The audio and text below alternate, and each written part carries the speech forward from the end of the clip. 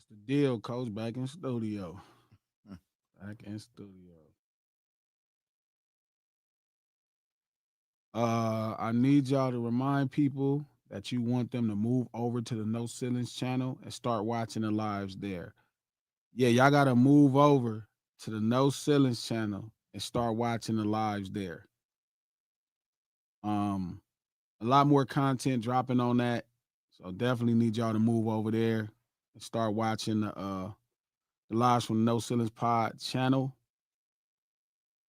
It's going up like that. Back from New York, sitting everybody's link. What was your weekend like, Coach? What you end up doing? Uh, my memory's terrible. You don't remember the weekend? That is Yeah. crazy. Like, what's today? Monday, right? All right, yeah. What I do over the week? Oh, basketball, coach. How'd y'all do? What was y'all record like? We played on Sunday. We went 1-1, lost to a terrible team, and then we came back and after I got on them, they came back and did a better team dirty. Why was they terrible? Man, so they weren't very skilled basketball players. Number one, number two, they were not really athletic. Mhm. They really didn't have much. They didn't really have much. They weren't athletic. They weren't skilled basketball players. They didn't really. They just understood themselves though. You know, they just kind of they knew what they was trying to do and they got their shit done and we just didn't do anything to stop it. So um, we had the athleticism. We were the better team. We were more skilled players. We had the height. Just was playing lazy. We just we ain't practiced in 2 weeks. Because of that some new rule they got for high school teams, dead period. So we didn't really do nothing for 2 weeks, and we just came right back out there, and we just looked flat.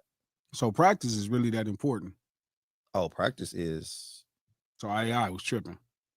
You said what? AI was tripping. Yeah, I think he thought he was tripping later on. You remember what he said about Larry Brown? Like, man, I probably played that wrong with Larry. So I think he knows. Shit, look at the Pacers, man. I'm not saying they practice a lot, but you could tell their chemistry was the key that made them so. When you look at their squad, they didn't have the most talented squad in the NBA. They chemistry was like no other though, and they had good players, but that chemistry was crazy. So I think practice bringing that chemistry, man. I want to know how that trip was in New York though. How was New York looking? It's funny, man. Every time I go to New York, I always come back with a different like a vigor. Um, Especially when it comes to hip hop. Mm, It's like the best. I always say this. I've said this on a podcast that's dropping tomorrow. mm.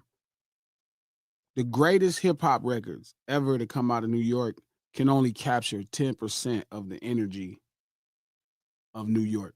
Wow.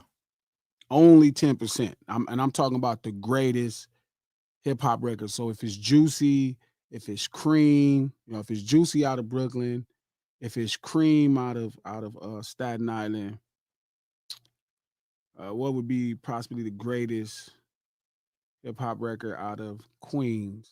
Where's Trap at? Yeah, that's right. That'd be right up his alley. Right. He would have blurted something out right now. What's the greatest hip hop record out of Queens, in my opinion? If I had to guess. Okay, if the greatest artist is Nas, what's the greatest Nas song? Greatest Nas, most popular or greatest? I guess we could say Mob Deep, even though I think You think P Mobb Deep? P is not from P. I thought P is not from Queens. I didn't think P was from Queens. I didn't think Prodigy was from Queens. I thought Prodigy was from somewhere else. Um, it could be Shook Ones. You think Shook Ones It could over be anything Nas did? probably. If I rule the world, Yeah, I'd probably go. So I think If I Ruled the World is more successful, but I think Shook Ones is more Queens. I mean, Shook Ones was the shit. Don't get me wrong. Um, Shook Ones is hella Queens. Um, Yeah, I think when you think of Queens, you think of Shook Ones more than you think about. I Rule the World probably was more of a like a crossover yeah, song. just more of a crossover jam. It was, Yeah, If I Ruled the World is more New York City than just flat out Queens. yeah, Like I think a lot of the records on Illmatic are closer to kind of flat out Queen Got you. songs. Yeah. But Shook Ones definitely comes to mind. Yeah. LL Cool J, some of the stuff he did with Maul, that stuff come to mind. You know, you just don't. Queens does have that energy. Okay. But let's say it's Shook Ones. Okay. And then if it's out of the Bronx is maybe The Bridge Is Over. Probably could stop it there. But I'm saying, so the greatest records, right? The greatest records probably could stop right there. only capture 10% of the energy. Like you have to be there to kind of get the other 90%. Only 10% is crazy though. Nah, because I'm when you telling hear you. them records, you feel like, you know, I ain't never been to these New York. But as soon as you hear the records, I'll be feeling like I'm in NY. We went to an event at this kind of video game lounge where they had all of these rigs. They might have 100 rigs, computers. Mhm. And people were playing this new Def Jam kind of combat game with hip hop characters. Right. And it was hosted by Redman. And it was like this big graffiti mural on the wall of this lounge, of this computer lounge. Man, like, and even though it was rooted in tech and geek and stuff, you still could feel the street urban energy in the room. They had like graffiti in the background and shit, or what? Yeah, like the whole lounge back wall is painted that way. You do a lot of dope stuff, and I'm a homebody, so I when you tell me shit you be doing, I be like, all right, that's cool. That right there, when you told me that story, that shit was, I was really wish I was there for that one. Yeah, and Redman was hosting it. Man, number one, I'm a Redman guy. I like Redman. Yeah, and Redman was hosting it. I think he might be one of the most underrated MCs. I always say this, right? Because like me and Trap walking all through New York, right? We just mobbing all through New York, right? We just doing the most. Like I got this. We on trains. He usually don't ride. We just got this thing going. They had me on the train, B. I don't know when the last time I was on the train. So it's like, but the greatest New York records could only give you 10% of the real energy. And it's funny because I never thought that, but I used to tell Trap, like, I grew up buying all the records like everybody else, you know, listening to them, whatever. I take my words for this. Like the greatest records, if Juicy is the greatest record from Brooklyn, if Cream is the greatest record out of Staten Island, if Shook Ones is the greatest record out of Queens, if The Bridge Is Over is the greatest record out of the BX, like it's only 10% of real New York energy. Like it is the deepest songs are a very shallow take. New York State of Mind is a very shallow take on the true energy, the hip hop energy in New York. It is one of those places uniquely you really have to be there to feel people. And when you feel them, you like, oh, this is way stronger than I ever thought. It's way stronger than I ever thought. So New York is a must go. Yeah. If you in the hip hop, you ain't been in New York, you can't even really say you hip hop. Damn. Okay. But like, you know what's crazy? I think it's just as much as you feel about that right there. I get the same vibe, you know what I'm saying, of culture and everything when I go to California though too, bro. Like I remember the time when I was in Cali one time, right? We were doing the event, we were doing the Viola event, right? And I had to drop a minute, right? And you said, yo, Trap, you gotta listen to the shadiest one. I said, yeah, I'm gonna listen to this shit while I ride through California right now, B. You know what I'm saying? Mm-hmm. And I felt it more, you know what I'm saying? Like being there and listening to it at that moment like that, I felt it more than probably if I was riding around New York or some shit like that. You know what I'm saying? Yeah, so, no. But I'm saying, because you can get in LA and there'll be some places, it's a lot of places you won't see that energy in Los Angeles. Yeah. And I was in Hollywood too. So I ain't really see it. Ain't none of that in New York. I don't give a fuck. You could be coming, like when we coming from Harlem and you going, you know, downtown, like right as you going to Midtown, even in the whitest neighborhoods, it still feel like hip hop.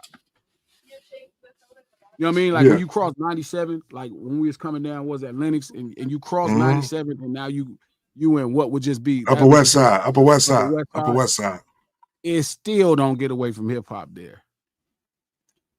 It still don't get away from hip hop there. Like it still don't quite, you know what I mean? Like It'll be nothing but pale faces, but it's still hip hop. This nigga said pale faces. He a Native American.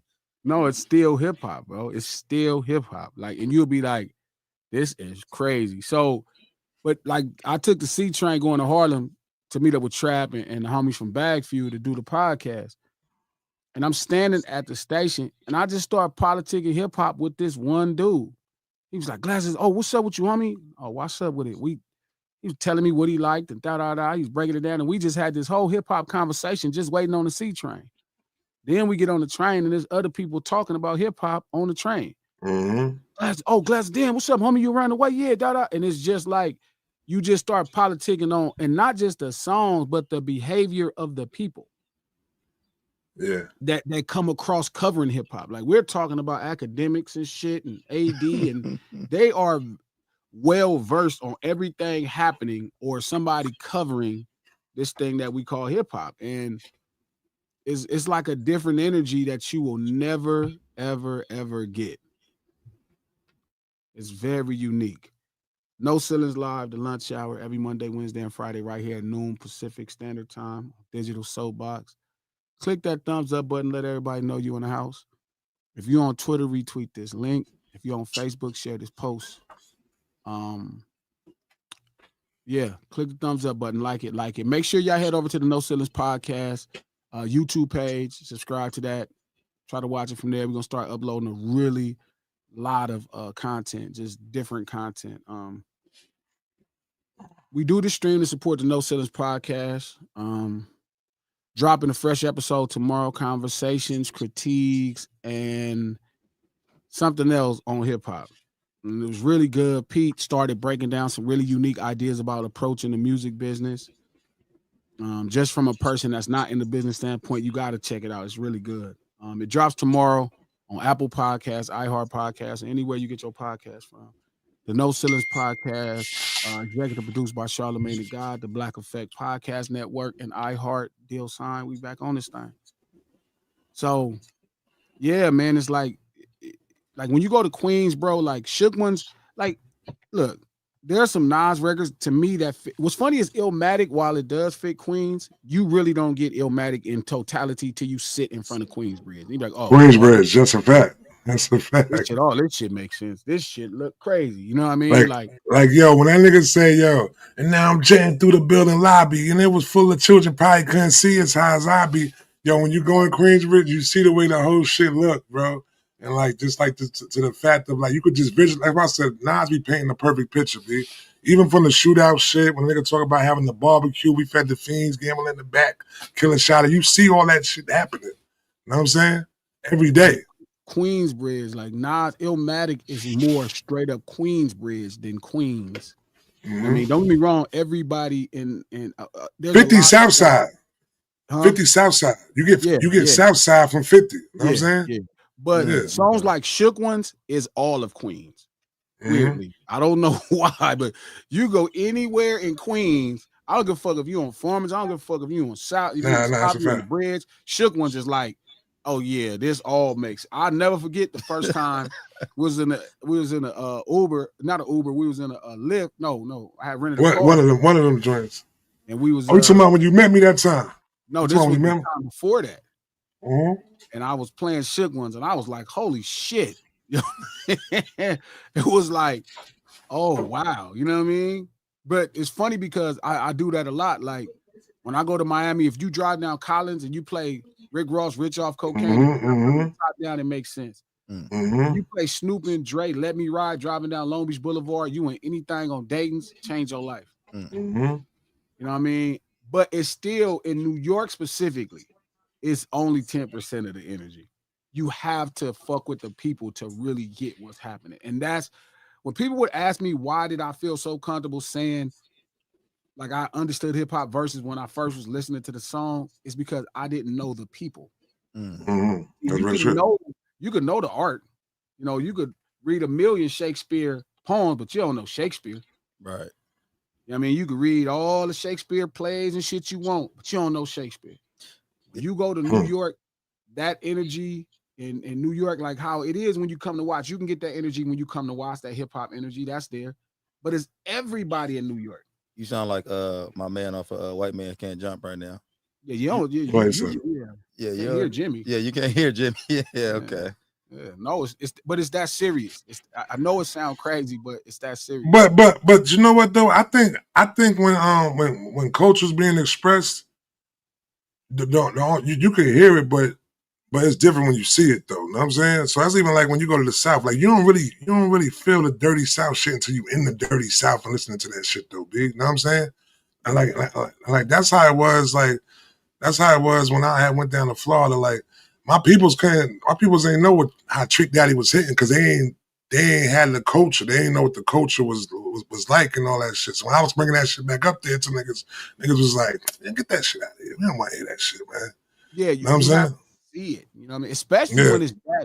Especially when it's that culturally filthy. Like Illmatic. Illmatic is so culturally filthy. It only makes sense when I'm sitting in front of Queensbridge. And it's like, oh my God, this is like a teleport. Like you are. It's almost nasty how well he scores everything. Yeah. You know what I mean? And it's funny because like I'm the most hypercritical person of that specific album because I compare. Hold on. Do you have a different perspective on Illmatic now after your last trip to New York now, V? No, sir. It was written still better than you saying. Yeah. It was written as for New York as a whole. No, it wasn't. Wait a minute. It was written was better than Illmatic to you? Yeah. That's what he says. That's interesting. He's not the only one I heard. I've heard people say that though, but I just can't get it like that though. Yeah, for real. It was written was dope. Don't get me wrong. Super dope. Illmatic though, it was written as more New York City as a whole. Illmatic is very much Queensbridge to the almost fucking the project, just fucking right there. You know what I mean? And I know, and it's funny because as a creative, I do that a lot of times. Like I make things very specific. So you would think I would just completely enjoy it, but it is very much something I have to be right there to really enjoy. Like I'm gonna make a whole piece of content one day just playing Illmatic, sitting staring at Queensbridge at the project. That's the only way, like, so that way you could actually get my opinion clear when I'm staring at it. But like that's why he had the shit in the background, dude. The whole cover, the cover of the album was him as a kid with Queensbridge in the background, bro. Sure. I get it. Yeah. Y'all making me think different about Illmatic right now. I already thought Illmatic is in my top 5 favorite albums, but y'all making me feel a little different. Illmatic's when we say when I sit here and say all the time, man, Illmatic is the Bible, B. Like to me it is. You know what I'm saying? About Doggy Style. Yeah, okay. You know what I'm saying? I can see that. Doggy Style. Doggy Style was how we lived. Doggy Style was exactly how we lived, straight up. You know what I mean? All the way. But it's a very unique energy, man. It is very unique. I can't stress that. I was looking online. We was at the airport. No, this one I got back. And I saw a couple opening up a Christian nightclub. A Christian nightclub? What time it closed? I don't know, but I was telling. Wait, what area you say it's in? This was in LA. Okay. And they were opening up a Christian nightclub. And then I was talking to the homie Don, who A&R's at Blue Division, Don Dub, and Don is telling me they used to have a Christian nightclub. And I'm like, why would you have a Christian nightclub? He used to have a Christian nightclub? Yes. Interesting. You know what though? I could kind of get to it, but because they got NA nightclubs, where it's basically like they just in there to party, they just in there listen to music, and they, you know what I'm saying, they ain't drinking, they ain't doing no drugs, they ain't doing nothing like that. It's like one of y'all parties, that be like, you know what I'm saying, one of y'all parties. My party got liquor. But you ain't drinking none. You ain't drinking none of it though. That don't have nothing to do with me. I wouldn't have a party without liquor. I feel like a Christian nightclub, they probably got wine at least. They might have wine. You're right. They might have wine. At least got wine. They probably at least got wine. Might have wine. Some grape juice. They take communion shots. Yeah, you know. Yeah. Crazy. But I was explaining it to Don in that conversation. I'm like, Don, man, like, how can you, like, I don't care if you play Christian music. There's a concept of people talking about, oh, we bringing like-minded people together. And I'm like, that is normal. Like, that's what church does. Like, you have to concede a couple things. right? You got to concede what clubs are about, right? It's about people meeting Yes. each other. And honestly, it's about people meeting each other to hook up. Yeah. The same shit going on at churches. But that's not the point. It's the same shit going on at churches, when you meet somebody at church, do you think they're more looking for a partner to wed, or you think they really trying to find somebody at church to knock down? They're trying to get some cutty, B. They're trying to get some cutty. They're trying to get some cutty, B. Look, I'm saying the point of the church is to fellowship and get information. The point of a club is to meet each other and to hook up. And then, like, who do you get to perform at these nightclubs? Mary or Christian rappers? Christian singers. But if you bring Mary to the club, it's really gonna make somebody want to go. Yo, imagine Kurt Franklin being up in the club, hyping that shit up all night, B. Kurt Franklin wouldn't even go to a Christian nightclub. You crazy? Kurt be up in that shit. You doing walkthroughs? You doing walkthroughs? What are you talking about? Kurt Franklin is going to the tunnel. Kurt, he taking this stuff straight to the worldly folks. He trying to convert heads. Trying to get some.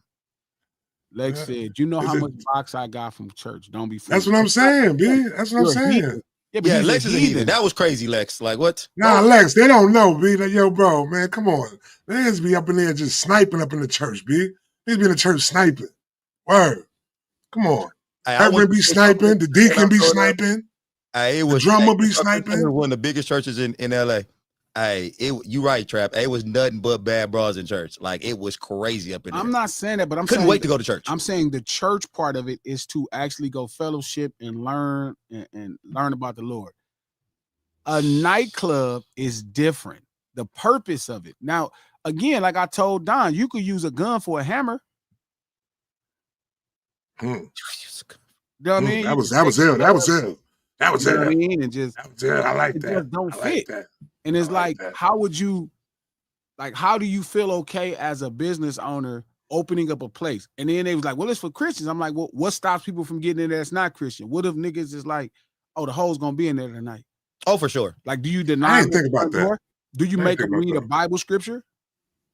Quote John 3:19. You know what I mean? Like how do you separate people? But that would make people learn more Bible scriptures because I would learn Bible scriptures to get some pussy.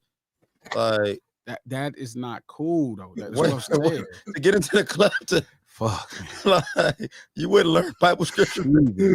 Yeah. She got a wagon. I'm learning Bible scriptures. And then I started looking it up, and there was a lot of, and it's funny because I had this idea, right? Light of Christ, my whole Light of Christ album, the LOC album, right? I wanted to buy a church and turn it into a club. We used to run. Yo, we had that. We had that in New York. I'm sure they do, but I'm saying Limelight was that though. Limelight, you know what the niggas was doing in that shit? A lot of drugs. They turned the whole church into a fucking club. Build it that way. It's not a church any longer, right? But it was a church initially, and then you turn it into a club with the theme of a church. You don't have niggas crip walking in this old church, man? Yes, because at that point it's just property and grounds. But what I'm saying is, at least that's the point of it. What is the point of it's like a vegan hot dog. You know how they taking, like, they roasting carrots, they skinning carrots, roasting carrots, and then they putting them in between a bun with ketchup and mustard. It's still crunch. It's still crunch too. It crunch and all that shit. I don't know. Why not just say I have a carrot? It's on your mind. It's on your mind, B. Well, that's the problem. It's on your mind. Problem. People messing with each other's mind, man. It's on your mind. Yeah. People messing with each other's mind. Yeah, that's a fact. But I don't really see because, like, listen, right? Like, as far as when you said, like, would they let a person, I'm saying, that's not part affiliated, like, with the church or religious come up in it? The church's door is supposed to be open for everybody. So I'm gonna assume the church's club is supposed to be open for everybody too, though. Just know that we're gonna be listening to music. Church's club, man. Nah, you just gotta know what kind of music you're gonna be listening to when you go. Lord's Club. All right, the Lord's Club. You're right. The Lord's Club. The Lord's Club. The Lord's funny, Club. Man. What? That's what you would name your shit, Trap? The Lord's Club? I would name it. I ain't gonna say that one right there. I'm gonna name it. Come back to me. I'm gonna come up with some ill shit. You know the name of my chicken spot, right? What? It's called Breasts and Thighs, B. There's only women working up in there, B. Like that. You know what I'm saying? We got a strip club in the back. We got a strip club in the back. You know what I'm saying? It's breasts and thighs. That's actually great. Yeah. Yeah, with a strip club in the back. Even that's it. Thighs, because that's not white. That's it. That's what we're going with. Yeah. The name brand says Sanctuary. Oh, that's actually not bad. That's cool. I'm gonna come with some fly shit. You know how much hands you get laid on in that nightclub? Like, I couldn't, bro. Like, I couldn't fathom somebody what would be the hours? It gotta, that's what I'm saying. It gotta close kind of early. You can't stay up in there because if it's Saturday, exactly. You know what I'm saying? You gotta get the service on Sunday. Yeah. So you gotta close at least like 11, 12. You can't stay open too late. You ain't doing 2 in the morning, 4 in the morning. Is it unchristian if they have drinks? Wine. I don't think so. Wine. You can only have wine. No, I think the reverend. I think when the service is over, the reverend get a drink. The reverend get a drink when the service is over. Oh, what reverend? What reverend? What? He shouldn't be. Hold on, reverends don't drink. What? This ain't pastor shouldn't be drinking. Nah, yeah, I'm bugging. Reverends drink. They not priest. Nah, priest yeah, is doing whatever. Priest doing whatever. They don't give a fuck. Hold on, but priests is more. No. I think it's more commitment to priests than reverends though, B. Because a lot of priests don't even niggas live in the church. Reverends go home to their life. They priests are they be drinking, they be smoking, not weed. They not supposed to, but they be smoking. We ain't gonna say what else they be doing either. Don't say how much they be doing. Trap, I actually was gonna leave that alone. I know, please don't do that. I think everybody knows what the priests be doing. Yeah. Them niggas is weird. I think reverends be drinking, B, for real. Like I think I've been at a barbecue before and the reverend was having a beer when we was out at the barbecue. No, they do. I'm for sure some of them do, but I don't think that's I don't think they should be doing it. Like if I saw my reverend out and about drinking, I'd be like, "What you doing, reverend?" Like, but why though? Why? Nigga, like you judging him for drinking? He's here to coming in on Sunday service with a hangover and shit. The man of the book is funny. He's sitting here. His job is to speak the word of Christ right there, B. His job ain't to make sure that motherfuckers don't drink and all that shit like that, B. Like, yo, you could glasses. If they pay you for the walkthrough, you pulling up. For sure. I don't think so. Come on, man. Like, crazy. We in there. You bugging. I'm gonna get you booked, B. We gonna get booked for one of them joints, B. We in there. Great, bring your book with you. Know what I'm saying? You good. Hey, and if they got Mary there, he definitely going. No. I got to go find. Hey, Mary. Hey, I don't care what nobody say. Mary body is not made for the Lord. Like Mary. That's how a lot of them is up in there. That's how a lot of them is. What man? Mary coming in. I could. When I hear that, when I see them perform, I don't think about Jesus. I ain't think about Jesus when I see Mary get on that stage. Y'all are true heathens, man. That's how a lot of them is. You see Mary when they come out of them. I could not look at a woman of the Lord in that way. What? No, I can't. What the hell, glasses? For being honest. They Mary start singing gospel. They start thinking gospel and shit. I'll be like, you know what? I'll pass. She's crazy. I'm thinking what you was doing Saturday, shorty. Man, you was wilding Saturday. Mary, you know what I'm saying? Bible thick. Like I ain't no way, y'all. GP, is you with me? Mary, is you with me? I'm not. Word. We on it. Mary. I don't know. This is a hot take, but Mary look better than Salt and Pepper to me. You talking about back in the day? Salt and Pepper, talking about Salt and Pepper right now. Nice. Prime Salt and Pepper? Prime Salt and Pepper. Both of them age. No. Hold on. Pepper. Hold on. Mary, before they got a little heavy, but Prime Mary when they was thicker than dinosaurs, like against Salt and Pepper. Dinosaurs are thick. I'm saying like T-Rex. Yeah. T-Rex, that big old dinosaur with the long neck, got the big old ass and shit like that. What you women, right? I'm talking about a woman T-Rex, not a guy T-Rex. Bro, what is wrong with y'all, bro? Have you seen it's like a hippopotamus? Hippopotamus squat dinosaur. In my life, thought of a T-Rex as thick. Listen, I don't know about T-Rex. I'm talking about that shit with the long neck. They got that big old. Said about dinosaurs being I'm thick. saying T-Rexes are ass. There's some big boned dinosaurs out there, B. Some big boned dinosaurs. Jurassic Park the same. It's a new one coming out too. You know that, right? They better not know T-Rexes. That shit crazy. When they gonna stop that shit? Put some clothes on them T-Rexes. A thick dinosaur is crazy.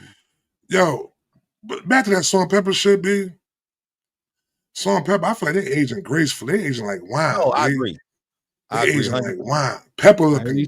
I don't know neither. She said, I don't know how I got here. I don't know why I get y'all, but what, the dinosaur big booties? That's, bruh.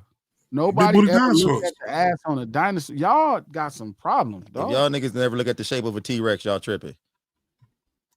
I'm talking about the shit that got the big old rump.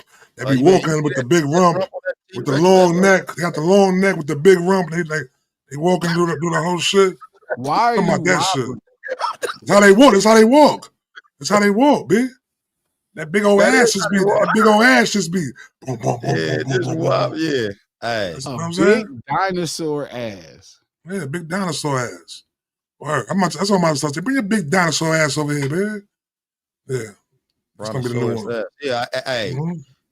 Brontosaurus booty. Listen, we ain't hating no dinosaur booties. You know what I mean?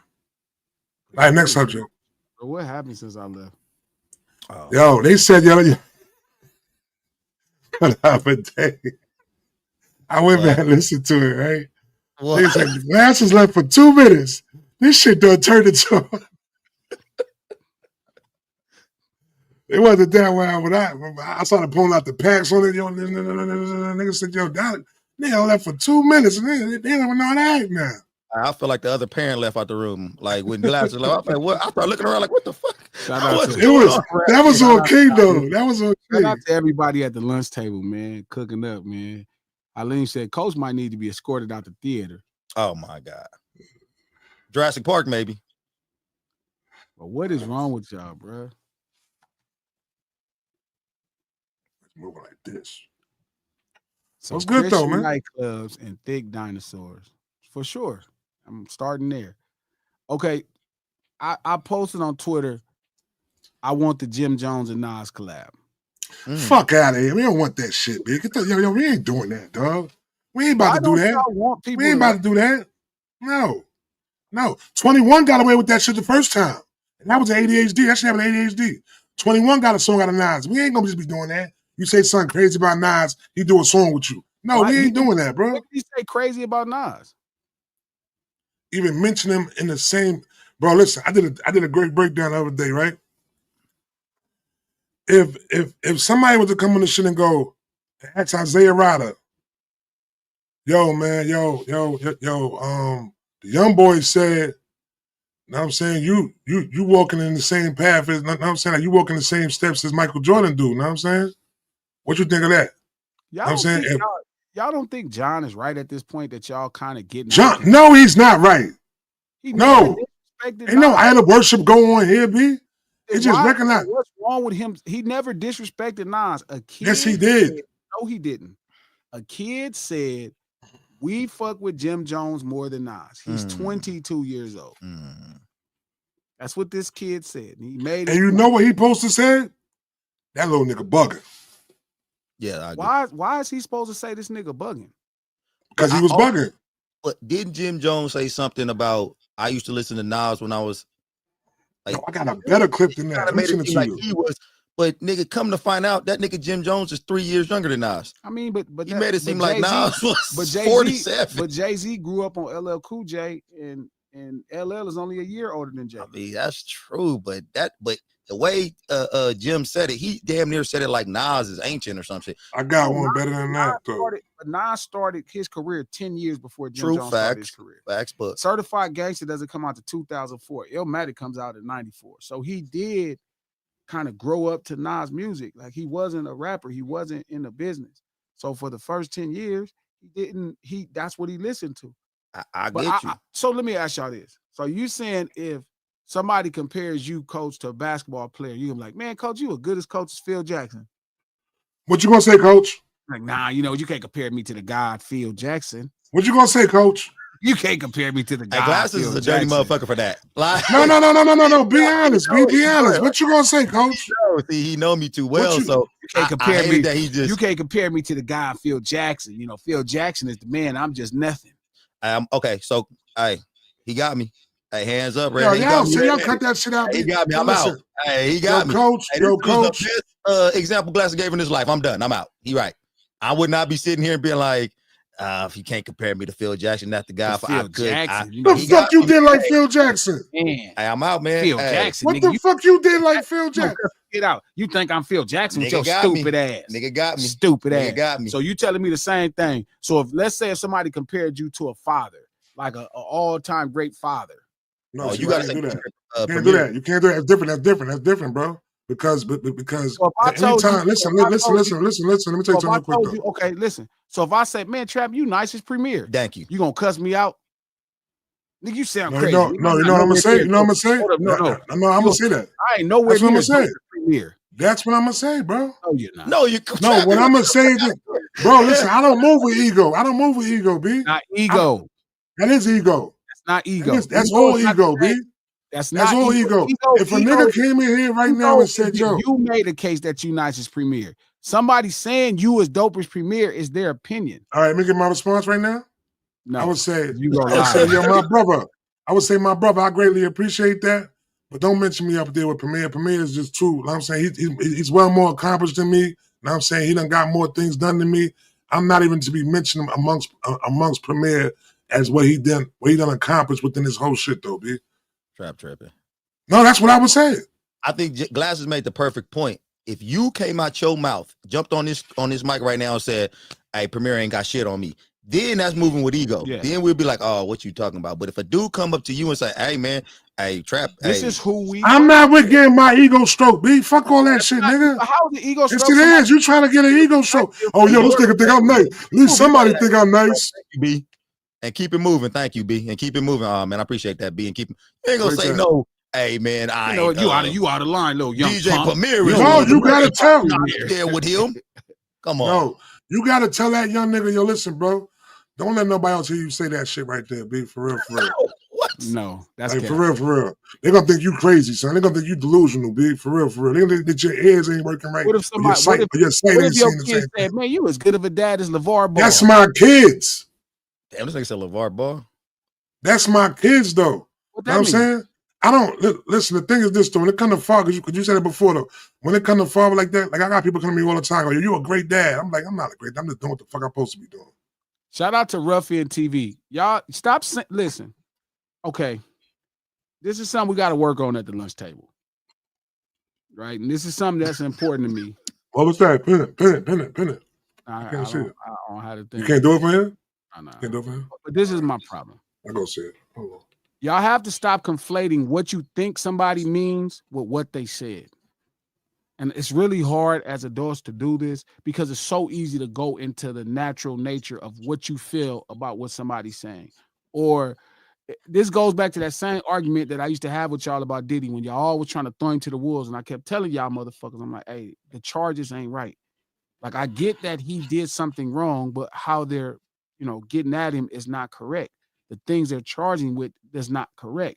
And when you guys were all mad and you was all pumped up with your fake outrage because you got into it with his old lady, you allowed this to get so far. Now you're looking up like this is probably too far. But I told you this from the first day.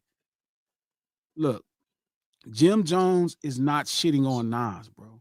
A 22-year-old kid, a 22-year-old dude. He's not even a kid, he's an adult, a 22-year-old man. That means he was born in 2003. He explained to somebody they grew up more hearing Jim Jones music. If you understand this, right, when Nas is the majority of his run in his greatest years that people really revere is 93 to 2003. By the time 2004-5 comes along where Jim Jones is there, Nas was saying hip hop was dead. It had a different feel to it. And I understand if you were only introduced then because now the records aren't as big. The version of Nas at this point that we're talking about, Nas has some of the biggest records in the country for 10 years straight. He wasn't just some backpack rapper. This nigga had huge smashes. So again, if a 22-year-old man says, hey, we grew up to Jim Jones, Ballin', Pop Champagne, Summers in Miami, that's his perspective. And there's nothing wrong with Jim coming back saying, I get his perspective. He has been alive this long. He's been alive this long. He's been alive from 2003-4 to now. I've accomplished a lot as far as East Coast rap goes from 2004 to now. I get what you're saying 100% Glasses, but the problem with Jim is I don't know if he said it as well as you just said it. No, but that's also because I'm not listening with feelings. I'm not listening with how I feel. I don't feel any way about Jim Jones, and I don't feel any way about Nas. So it don't matter where I hold Nas. It's just a conversation. Like I don't praise anybody enough to where. Oh God, this shit is crazy, B. This fucking idol praising shit is whack. I know, but it is whack, B. Shit is whack, son. I understand, but you don't think you referencing somebody as a god is in the same vein? I didn't say nobody was a god. You did say he was a god. Who? You said when I say that. You said that multiple times. You like the God, Nas, in reference. Of course you No, I didn't. I didn't say this episode. Not this episode, Trap. Oh, okay. I'm about to say, I know I ain't say it right now. I'm saying in reference. Only God it is Rakim, B. Rakim's the God, B. Whoever. What's his name is God's son. He God's son. Sure, that's Jesus. Either way, that's a God. Moving forward, God's right? I'm not mad at any of that. And I'm not knocking none of it. I'm saying it's okay that he says, hey, I've accomplished a lot over these last 21 years. Okay, listen, let me say this real quick, please. Let me say this real quick, Coach. Let me say this real quick. Okay. See, this is the problem, though, bro. All that accomplishment shit is going into the matter of the metrics of that is fucking is numbers and shit. Like what you accomplished, bro, that could compare to Nas on the culture, though, bro. We don't care about no numbers.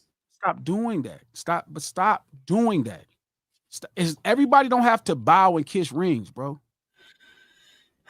Glass sound like a real West Coast nigga now. No, it's because I'm like that. West Coast niggas ain't kissing no ring. That's not true. I pay homage to a lot of people, and I'm that way. But everybody don't gotta be like Glasses. Everybody don't gotta say, you know what, you better than me. I hate that niggas feel like that got to be the sentiment. We wouldn't have anything great if this happened. You know what happens? Playing behind a ball, blah, blah, blah. But it's okay if that. Now, listen, there was no true conversation between Jim Jones and Nas' greatness. Nas has accomplished more in his career. But there's nothing wrong with him staking his claim and then explaining and defending one of his fans. And the fact that I got to express this is ridiculous. It's not about semantics. Because I don't know if he was exactly coming to the defense of one of his fans.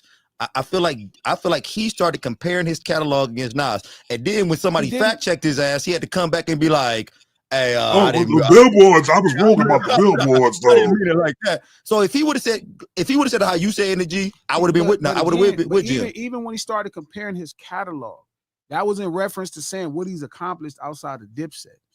He was specifically saying what he was able to do on his own and compared to the rest of Dipset. And then he said you could compare it to Nas. But again, it's not about that. It's okay to compare it to Nas. No, it's not. It is.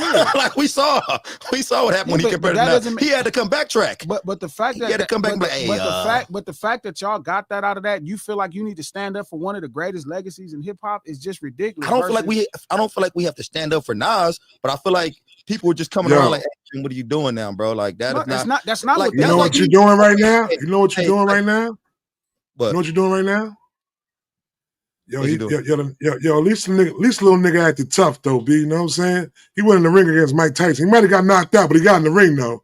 Yeah, like it's like with that example G gave earlier about me and Phil Jackson. Like if I would have came back and said check my stats against Phil, that would have been crazy. Like Tyson Garcia says no. He said his catalog was better. Cut it out, Nas. He did. You're a fucking lie.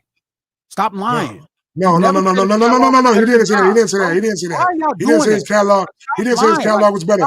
What he did say, he said his metrics and his numbers was better. He said his metrics. He said his metrics and his numbers is right there with Nas. That's what he said. No, he did not say that. Yes, he did. No, yes, he did. Yes, he did. Why you keep on, yo, G? Why you keep on? Why do you keep on leaving that part out? What he's saying. I'm not going by how I feel about him comparing himself. Why did he feel that the need? Should I play it? I can play it. Why did he do that? He never said I can play it too. Numbers were better than Nas. I'm saying, why did he have the need to come backtrack then? Why did he? He said, check the billboards.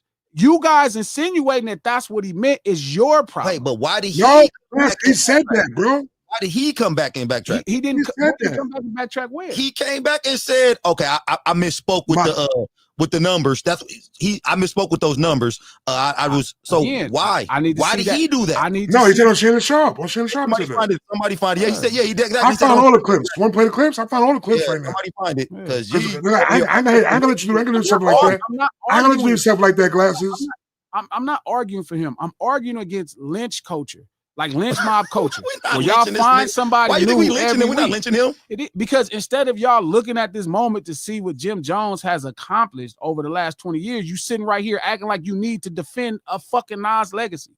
I honestly, when I saw what Jim Jones had accomplished, I was more surprised that he accomplished that much. I was like, okay, he did do a lot. He never said his catalog was better than Nas. That's a lie. He never said He didn't say that. He didn't say that. That's a lie. He never said none of these things. He said he had numbers and check their numbers. He shouldn't said have he said had that. just as many Billboard entries as Nas. He said he had just as many Billboard entries as Nas. What he He said? never said he had as many Billboard entries as Nas. He never said that. He shouldn't Can I have play said the that. clip? Can I play the clip? Can I play the clip? Can I play the clip? Yes. I ain't got to show the clip. I can play it. Can I play the clip? I guess I don't know how it works. Let me play the clip then. Yeah, y'all can continue on talking. I'm gonna play the clip. Oh, still today. Yeah, still might go. Play the clip. Who calling me? Who calling my phone? That's my shit right there, right now. Yeah, that shit came on in the spot the other night. That shit was jumping. Shout out to Moo. He said we could have talked about his accomplishment without talking about Nas. He didn't bring up Nas, man. What? He didn't bring up Nas. Some kid. Fuck, man. You know what? Whatever. He should let that kid have that. Sure. And then Fat Joe asked him about what the kid said. Bro, like, but even in your with your example you brought up about me and Trap, if Trap would have came in and be like, hey man, check me and Premier's numbers, like that would be crazy talk. Like you could take the compliment and be like, all right, thank you, brother, and then move on. Shout out to Lex. Fat Joe asked him. He didn't just start talking What about if Fat Joe asked him? He said, hey, man, you saw the thing with the kid saying this. And he said, I get what that kid is saying. I get what young homie is saying. He's going to say thank you. He don't have to, listen, nobody have to be meager. I appreciate it, young fella. I appreciate it. Keep it pushing. not continue. But he's right. But we all talked about this already, Glasses. He's smart. The algorithm, he tapped into it. He did the right thing. He's supposed to jump in head first into that shit. He's supposed to do that. He's supposed to come in there and be like, fuck Nas. He's supposed to do that. I watched the clip. Shout out to Before the Fam. I watched the clip with the kid, the whole thing, not the edited version. And I watched the clip with Jim Jones on Fat Joe show. That's what I watched. I watched all of those things. I didn't watch the clips. I watched the actual thing so I could get what was being said. You know what's crazy though? I only seen that clip from the kid, right? But I heard the kid was just saying wild shit through the whole shit, though, B. This nigga's got a lot of airtime. You get a lot of airtime, B. Cut that nigga minutes short, B. That nigga don't need no more airtime, B. That little young nincompoop, that's a new YN shit. Young nincompoop don't need no more airtime, B. That man was saying crazy. That young boy was saying crazy things. Oh, my God. With who? Y'all grown-ass people do it with basketball. Here come Glasses. You do it with boxing, nigga. What the fuck is you talking about? I don't put yes, you do. boxers. I actually look at all boxing. You said Mike Tyson not a top 20 boxer, B. You don't get out of here with that, man. When did I say he wasn't a top 20 boxer? Not 10, not top 10. I said he was 10. Well, not top 5 then, nigga. What you talking about? Not top that's 5. Because I don't compare it times. Just like when me and Coach was talking about, I'm like, Coach, I get if somebody today is looking, they don't know history. They don't know history, right? So they're talking about what they saw. You can play. You want to play the clip? All right, let me see if I can bring it up. Oh, shit. I'm going to try to do it so we ain't got to what's the name. Yeah, G did say heavyweight, top 5 heavyweight, not boxer of all time. I didn't think it was a top 5 heavyweight. Personally, Mike Tyson would be probably 10 out of heavyweights I saw. I mean, out of heavyweights I saw. I can hear it? I can hear it? No. I can hear it? I probably can't play it. I'm going to send it to you, Glasses. I probably can't play it on my end now.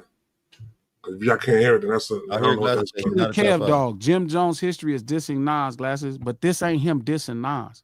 He didn't disrespect Nas at all. Like he didn't disrespect Nas. I'm just being honest, man. Like I don't have no dog in the race. Shout out to Lex. I'm putting in the group chat. I'm putting in the group chat, Glasses. I don't care about none of that, Lex. It's not about gangs. I'm just saying he didn't disrespect gangs. Nas. He didn't insult Nas. Yeah, it's so crazy. Where you get gangs from?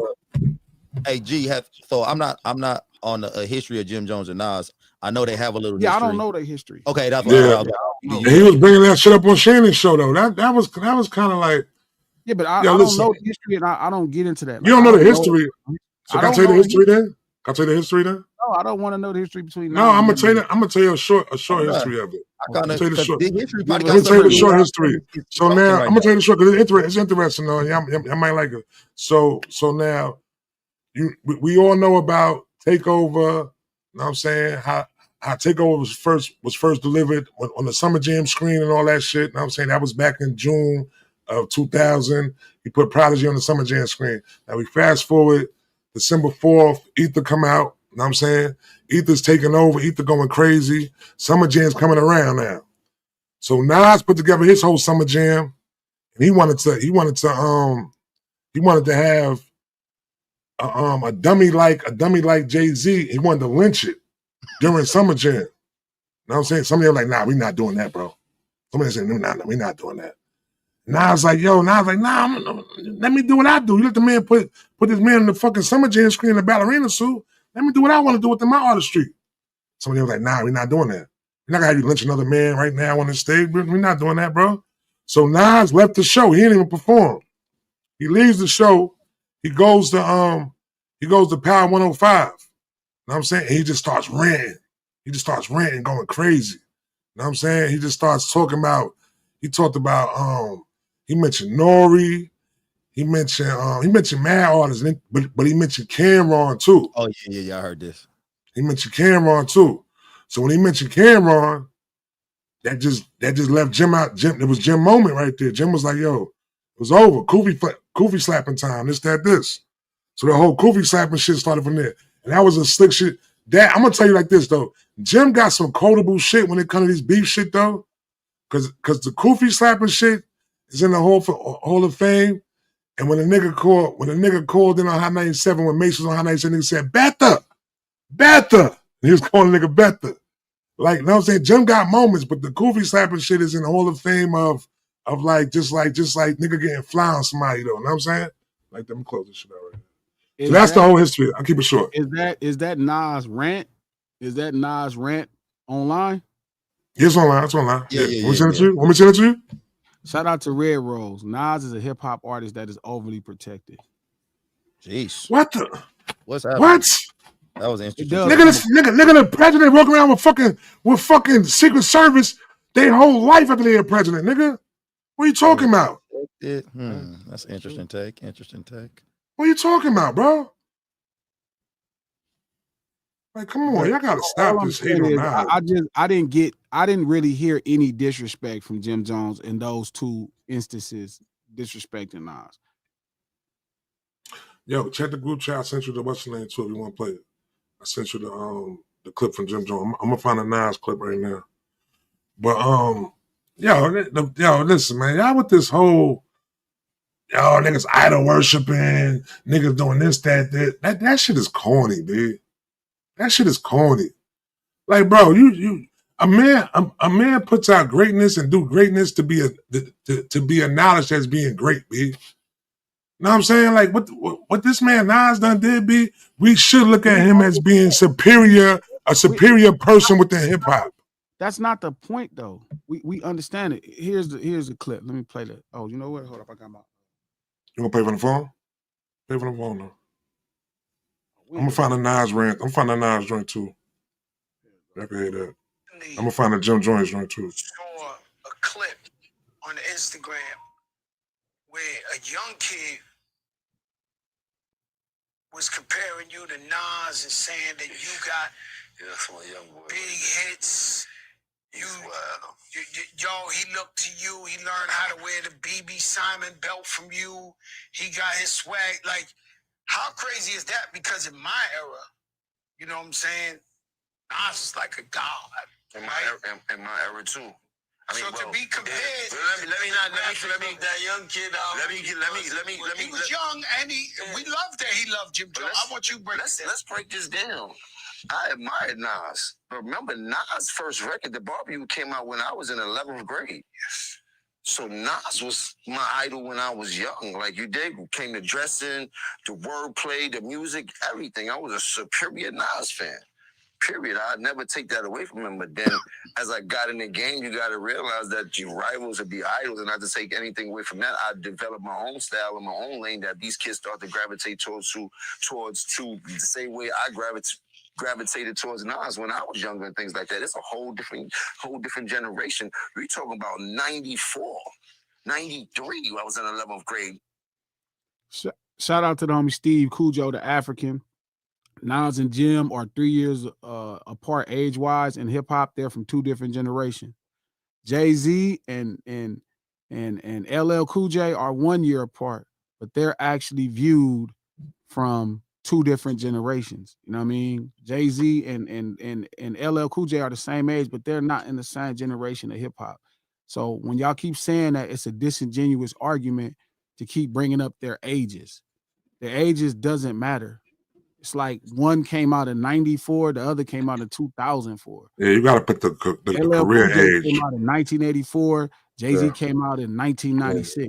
So let's just have some conversations and some level of genuine faith. Y'all know what the man is saying when he's saying they're from different eras of music. It's 2025. There's a big gap there, you know what I mean? And I want people to understand that. So when Shorty's telling people that, yeah, he's 20-some years old. Again, he's defending the kid's position about himself. But just finna young dumb motherfuckers though, huh? He Just finna young dummies. He did say something very interesting in that, in what he's saying with that, when your idols become rivals, or he said rivals. Why did he say that? Because when you get in this business, you are supposed to make the best records. You are competing to make the best records. I would love to make better records than Snoop, Ice Cube, and anybody else. Glasses, can I ask you a question, please? I think you look at them like rivals, though. When has Nas ever been Jim Jones' rival? I would have never knew that. Like, I don't know if they ever directly competed. I wouldn't be the person to ask about that. No, but I think he would. I think what I got from that, now it could be this depth of what y'all talking about in New York, of y'all knowing their circumstances. To me, I'm looking at it like he wants to be the best rapper, and here's the person that he kind of came out of high school looking at as the best rapper. So he wanted to compete to be the best rapper. I'm gonna play this some more. Goes to show the part of the era that he's in, that I came into light and started going crazy that these kids love me. They don't really know who Nas is. If he's 22, he's born in 03. Not all of them. Some of them know. You know what I mean? A lot of them know. Yes. But it's that. Some music. No, some kids that. No, I love that. There's some kids that love hip hop. 20, so I mean, but he's your son. He's your son. He's your son. No, but he knows. My son. This is the wild shit. Watch this. Can't tell you one Nas record. Shout out to Pacino, Montana. When idols become rivals is a deep statement. I don't know what that felt like. I don't want to rival with my idols. That's just me. Man, I went through that personally with Ice Cube. Like, I went through that with Ice Cube, where there was a situation where Ice Cube was saying the same thing. You brought that on yourself. I didn't bring anything on myself. You ain't have to tell them people what that man was in. I'm gonna stop. Again, how is that bringing it on myself? Because I'm being straight up honest. Like, I didn't call a man out his name. I didn't say nothing to disrespect that man. Called him a sucker. I never. You told him he was scared to come out the store. He was scared. I'm telling you what happened. I never said anything. When them niggas from Watts was outside, you was shaking your boots. That's what you said, bro. I didn't say that, dog. That would be intent to make somebody feel bad. That was never my intent. Like, it's just the truth. Like, again, that's the thing. Telling the truth. That's the thing. If he tells the truth, you can't be disrespected by her. You shouldn't feel no type of way about it. Disrespect is with intent. Glasses come in here and be like, "Hey, coach, you a blind motherfucker." He's telling the facts, but I'd be like, "Glasses, I'm blind too." Not if I say you're a blind motherfucker. You gotta let everybody know. You gotta let everybody know. Mind, that's not me insulting you. Now, what people can be feeling disrespected by is different than you disrespecting somebody. Like, again, everybody is trying to take their thoughts and make it exactly what a fact is. Like, they're taking how they feel about Nas, or how they feel about Jim, or how they feel about the tandem. I don't care. That'd be my thing. The front stool, hip hop. Let me play the rest of this. I got the other clip to play too. Like, let's keep it a buck here. Yeah, but let's keep it a buck. You heard? Let's keep it a buck because you'll bring it up. there must be some type of misconception or what's that word?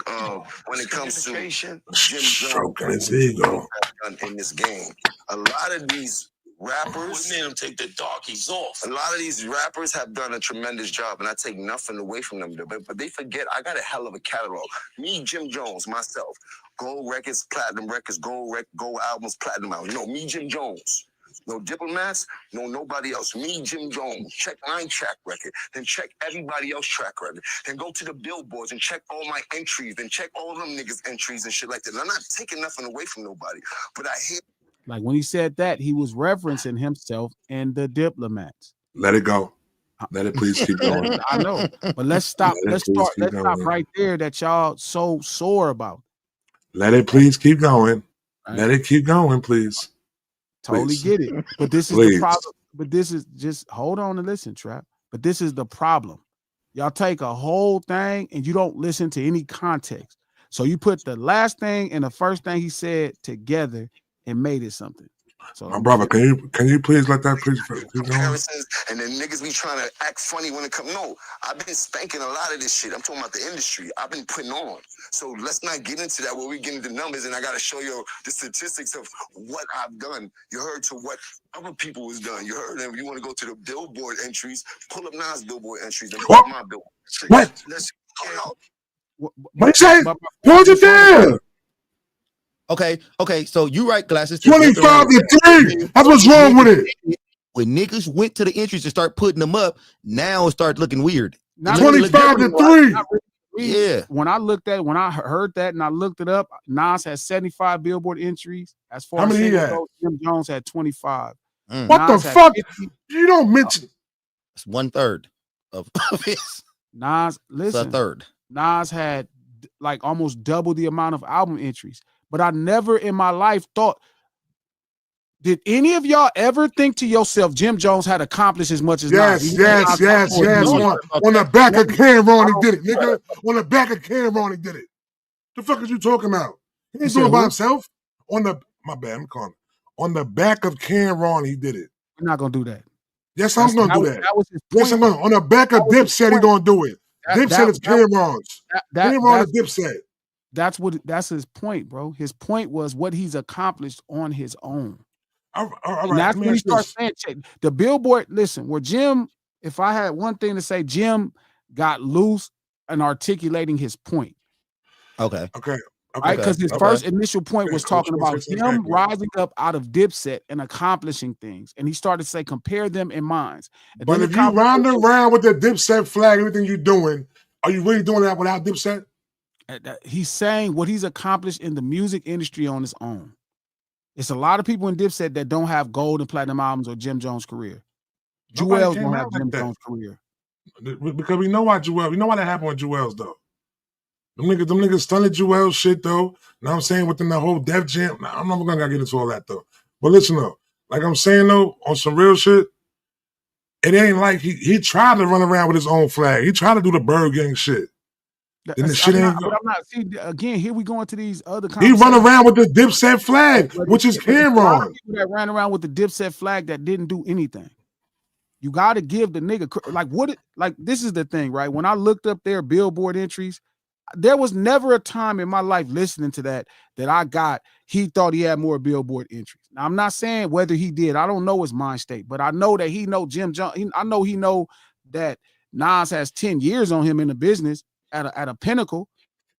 So again, when I looked at that, I didn't get, hey, you know what? I never looked at it to see if Jim Jones had more billboard entries than Nas. I looked at it to see what has Jim Jones accomplished in the business.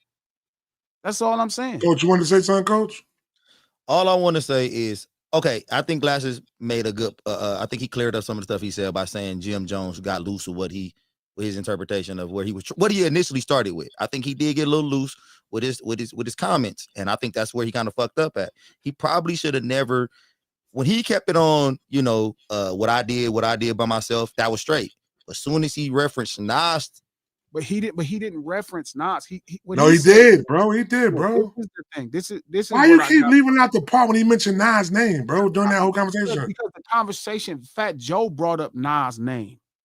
He didn't just randomly bring up Nas' name. The reason niggas want to sit down and talk to him, Trap is so they could bring up Nas' name.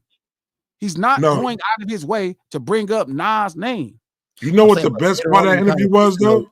Is when he brought up Nas shit. Why did he feel like he had to bring up Nas' name again later on when he starts talking about his stuff on? He could have left Nas' name out of that. Yeah, there's nothing wrong with him bringing up. Nas is not somebody that's above reproach, and you can't bring up his name. Yes, he is. Yes, he is. Niggas should just start bringing up Obama all the time, nigga. He probably should have left it alone. I think he probably should have. And that's what I don't agree with y'all. Okay, I think that's fine. Now, how I conduct myself is my business, but I don't think every man should have to adhere to y'all standards of existence. So you bringing up Snoop? You bringing up Snoop, bro? You bringing up Snoop when niggas talk about some Snoop shit? Okay. But niggas sit there, hold on, niggas sit there and stay, yo, I'm asking a question right now, right? Because nobody with a clear mind. I got a great question for you. I got a great question for you right now, B. Being that you the biggest loke, right? Sure. If niggas bring up and say, yo, listen, man, Glass Malone, the big, you know what I'm saying? He the biggest loke. Now, yeah, Snoop done did what he did, though. It's cool what Snoop did. Glass is the biggest loke, though, bro. What you gonna say? That to Snoop all the time. What you gonna say they bring that to you, though, when young niggas said that? I hear people do that all the time. What are you gonna say if that's brought you in an interview? What do you mean? You're asking me something. I'm not gonna be offended. Was it a good question? Here's a great example. I wouldn't be offended. I'm not offended. Like, I'm not offended that I told y'all what Snoop accomplishes every fucking week and y'all act like it ain't nothing. I'm not offended that I could tell you check Nas Billboard entries compared to Snoop and y'all wouldn't respect it. I'm not offended. I had to do it all the time. To y'all. One nigga been putting belt ass for 30 fucking years and on the Billboard charts and you don't give two fucks because it's not the person you like. So this is a standard thing that I have to deal with. I am the person that kind of think that way. I am the kind of person that don't compare himself to other people. But that is not how everybody has to behave in the business. Everybody don't have to concede a thought. I never got from this whole conversation he thought he was better than Jim Jones. Okay. I never thought. He was never better than Nas. We can loosely say he may have thought that, but then again, if you compare when Jim Jones started his career and you compare with Nas in that time, you'll realize he has been whooping a lot of niggas on the Billboard, including Nas. Okay, so I'm gonna say it like this then. Right? Y'all like doing that shit 2004, right? I'm not doing that. That nigga still lapped him 3 times. He lapped him 3 times. Trap. You got a head start and lapped him 3 times. I'm not doing that. Listen, in my mind, when you compare the totality of their careers, Jim Jones is not Nas. But the fact that y'all think he's supposed to bow and kiss ass with y'all because y'all think it's cool, that don't make no fucking sense because none of y'all would do the same. Nobody said Jim Jones need to bow and kiss ass glasses. All I'm saying nobody said that at all. What Jim Jones did, he did open up the door for this conversation, which I think he likes. I think he liked that he opened the door for this conversation. But it's a marketing part. But it is offensive. It's all marketing. Like he is not worthy to be mentioned in the same category as another rapper. He's not. And that's the problem. That's why they have tiers. It's tears within hip hop, bro. No tears. You made the tears. Yes, it is. It's not. No, it's tears. Where's the official tier level? But I think this is why people say Jim Jones. The listeners. I think he knows he shouldn't be mentioned with. He know him and Nas is not. Nobody ever said, "Hey, Nas or Jim Jones." That was never no barbershop talk. Somebody did say that. That's a young nincompoop. A young nincompoop. YN said that. So again, this is not barbershop talk. You never been in the barbershop and somebody came up to you and say, "Hey, Nas or Jim." The point is, the conversation is a public barbershop. It's not a thing. We heard a 22-year-old man giving his perspective. Okay, and then this is why. And then the conversation moved on to Fat Joe asking him. Right. Yo, and then he responded the way he wanted to respond. I still never got he disrespected Nas in the conversation. Which he responded the way he wanted to respond, which enabled us to respond the way we want to respond. Y'all was responding. Let me ask you this, right? In the first place. Let me ask you this, right? You open up a lot of doors to get this. Can a homeless nigga pull up on a nigga, a fashion icon and say, I'm saying I'm dressing just as good as you? Can they do that? Most fashion icons dress like they homeless anyway. Oh God. Yo, listen though, right? Yeah, I hear you. Yo, That's crazy. Yo, you want me to play the what's name shit? The shit when Nas went off on them? About the whole cookie slapper shit? You don't want to play it? Okay. I got to load it up. You want to hear it? And they got That's some crazy shit, though. Still said, what the fuck y'all doing? What's still texture? No, we chilling. We chilling. Listen, again, I don't think like there's this. I don't like level. the shit you on glasses with this shit, B. This shit's crazy. It's not nothing I'm on, bro. It's a clear thing that not to a nigga talk about Snoop crazy. You going when a nigga talk about Snoop crazy every day? No, they don't. Hey, Trap. Yes, y'all do. Hey, Glass don't. No, they don't. Nobody from the West Coast talk about. Nobody from the West Coast talk about Snoop crazy. Everybody talk about Snoop crazy. Period. Because they talk about everybody successful crazy. Nobody from the West Coast talk about everybody. Snoop. Listen, this is nobody talk about this Snoop. shit. No, nobody. People say about Snoop crazy is about that Tupac shit. That too. That's another thing. Shit. That's only. And that Snoop lying shit too. That Snoop lying shit. Might be lying about the Tupac now. But whatever it is irrelevant. Like I told you, I'm not saying he is. I'm just saying all of that's irrelevant, right? I'm saying it's nothing wrong with Jim Jones not behaving like Glasses. He don't have to concede y'all fucking design. He could feel like he as good as he want. And I'm saying instead of all that, why don't they just have a song? Why don't they just rap? And y'all niggas mad about it. Like, fuck him. He don't deserve nothing. Like, what the fuck is wrong with y'all? Like, if it could be something that's dope where you put two brothers on a song and they could rap, why would you not make that shit happen?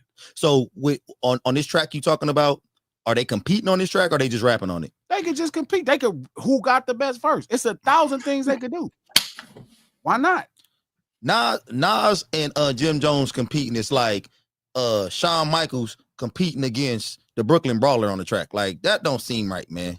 I understand, but like the only way you do it is you get on the court and you play. The Brooklyn Brawler you get on the song and you Bret rap. the Hitman Heart Wrestling. Like this don't seem I'm right. not disagreeing, but I think it's fine if they do a song. It's okay. With Bret? No, 21 already got away with that bullshit, B. We're not doing that no more, B. You don't mention Nas' name and get a feature, B. Nas putting pen to pad, bro. For Jim Jones. Imagine me putting pen to pad. No, bro. The crazy shit was this, right? So after that shit happened to ADHD, right? The shit got all big and all that shit. And if y'all know what I'm talking about the time when we was up in the room and 21 Savage came off the mic and he said, Nas not relevant. You know what I'm saying?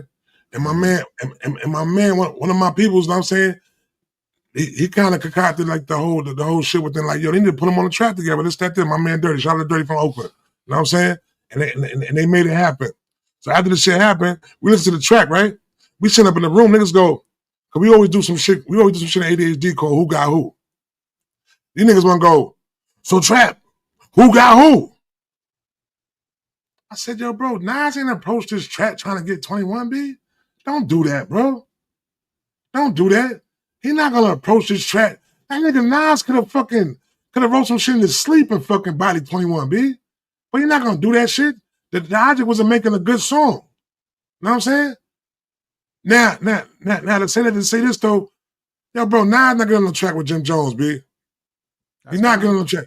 Cameron, Dan, they don't get on the track with Jim Jones. Whatever goofy shit y'all think y'all standing on don't make no sense at all. Trap, I don't want a song with Jim Jones. Like I had a song with Jim Jones 20 years ago. I text you this shit. Why you gonna bring it up on the stage? I text you this shit. I didn't want to say. If you want a track from Jomo, just say that, bro. I don't even want. If you want a track from Jomo, just say that. Cause this shit you doing right now is crazy. I'm just being honest, bro. Like I'm not defending Jim, bro. I'm just being honest. I text you that too. I'm gonna stop texting shit. I'm just gonna say it on the mic. The fucking thing. Because I text you that, bro. That nigga put you on blast, Trap. He did just put you on blast. That was crazy. Because I could have just said it on the mic. I didn't say you text I could have just said it. No, I could have just said it. Loud. I said, I don't want to track with Jim. You want to track with Jomo, nigga. I don't want to hear that shit, nigga. Because no, it ain't no way. Me knowing you and how solid and the stand-up nigga you is, you know this shit right here was sucking attention shit right here, man. You're not going to do that, bro. If I start going down a list of shit that I have a problem with, we would need another 5 hours. The niggas y'all like the shit I would have a problem with. The list would be so fucking long if I start going down a list. I don't even listen to Jim's music. I'm gonna be honest with you, Trap. G probably, I'm not gonna say probably, he's serious about this shit. I swear to God. Like he's serious. That's my word. About getting a track from Jomo? No, I don't. It's not. Listen, I don't have no problem with Jim. Like, I just never thought me and Jim will make a good record. Y'all won't. No, I'm You sorry. trying to make Certified Gangster Part 2. Cut it out, nigga. Cut it out, nigga. I didn't know. Nigga trying to make Certified Gangster Part 2. Cut it out. I don't want to hear that, bitch. Do you think I'm defending Jim? So in your mind, I would rather do a song with Jim Jones than Nas. That makes sense to you. Nas will smoke you. Nas will smoke you. You'll smoke Jim. You'll smoke Jim. Nas will smoke you. Which one you pick? Hold on. Knowing how I feel about hip hop, you think if I had to pick between doing a song, even though Hit Boy is my man, this is my little brother, so you know I got direct play to this man. You think that I'm saying this because I would rather do a song with Jim Jones than Nas? Now you picking Nas first. You picking Nas first. So then what? But you know what though? You know what though? Nas kind of like, you know what I'm saying? Like, I don't know. You know what I'm saying? I think Jim might be a little bit. What you said, Trap. You know what you want to say. You heard what I say, right? Yeah. You heard what I say, right? Yo, listen, dead ass. G is smoking Jim Jones. He's smoking Jim Jones on the track. Nas going, nigga, what? I'm not, but that's not the point. I'll never go against the home team. But you don't care about that, though. You don't care about that. I'm not going to say G care about that. Yeah, what you say? But that's not the point. Like, what you say? Hold on. Wait, G. Coach, what you say, Coach? I said I'll never go against the home team. Like I'll never say G get on the trap and just can't rap with a nigga. Like, I mean, you know, it's Nas, yes. Is Nas gonna get him? Is Nas gonna get him? Is Nas gonna get him? Who got who? Is Nas gonna get him? Saying if I had to put my money on it, you know, smart money on Nas, but I'm just saying. I'm saying, but I'll never go against the home team. Though I don't think that's the point, though. Like, I think. Look. I'm not attacking Nas and I'm not defending Jim Jones. 2-1 G. I'm getting on y'all because what y'all do is you kind of personalize your thoughts into everybody else's fold. I hate this shit right here, bro. Because you can't accept. Just listen to what I'm saying. Take away all the things you think that I'm trying to do. Ignore all the stuff in your mind. Like, why is Glasses saying this? And listen to what I am saying. When we were just playing that, I didn't hear disrespect. I heard a man fighting to be hold up. Stop. See how your face doing all that? I'm not gonna say nothing you done. Hold up. Not even hear disrespect. He never disrespected him.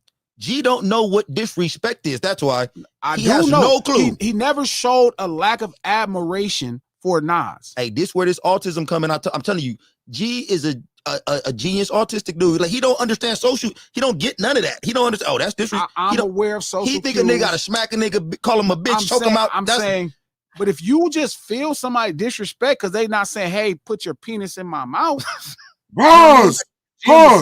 Nas like, no, here, just gargle. Pause. You think anything else is?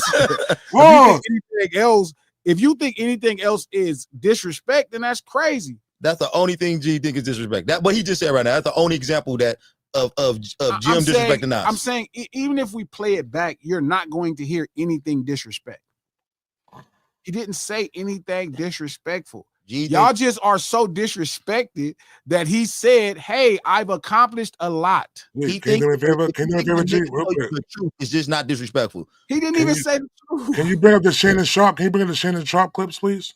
I don't even know where it started. No. Let's go to Shannon Sharp, Jim Jones, Nas. That's so you gotta look that up right there. I'll send it to you if you can't find it. No. Please bring that up, please. Shout out to Killer Kev Dog. Now he didn't say less because they got past beef glass, and that could be true. I'm not saying that they don't have that. Play this Nas clip, B. Let me play this Nas clip real quick, please. Please. Play this Nas clip. Let me play this Nas clip. I'm not trying to make a song with Jim, man. Like, that wouldn't be hard to make a song with Jim. The chat saying that? The chat saying that? Yo, bro. Yo, the chat, I want y'all to know this right now, right? I text the man this shit. I text him this shit. Nobody know what happened. Nobody knew what happened. I just was responding to you. His ego jumped in and goes, I don't want no song with Jim. I could have got a song with Jim. How is it ego? I'm telling you. And I text you it. Nobody know. I'm telling you. I say, hey, Trap, I'm responding to you. Nobody would have knew nothing. I just told you this out loud. But why? Nobody would have knew why I said it. Nobody would have knew why I said it. That's all you doing right now, though, B. That's you got to understand who he thinks he make a good song with, though. Man, He wants Certified Gangster Part 2. And what No, the I fuck you don't. want? You ain't slick, nigga.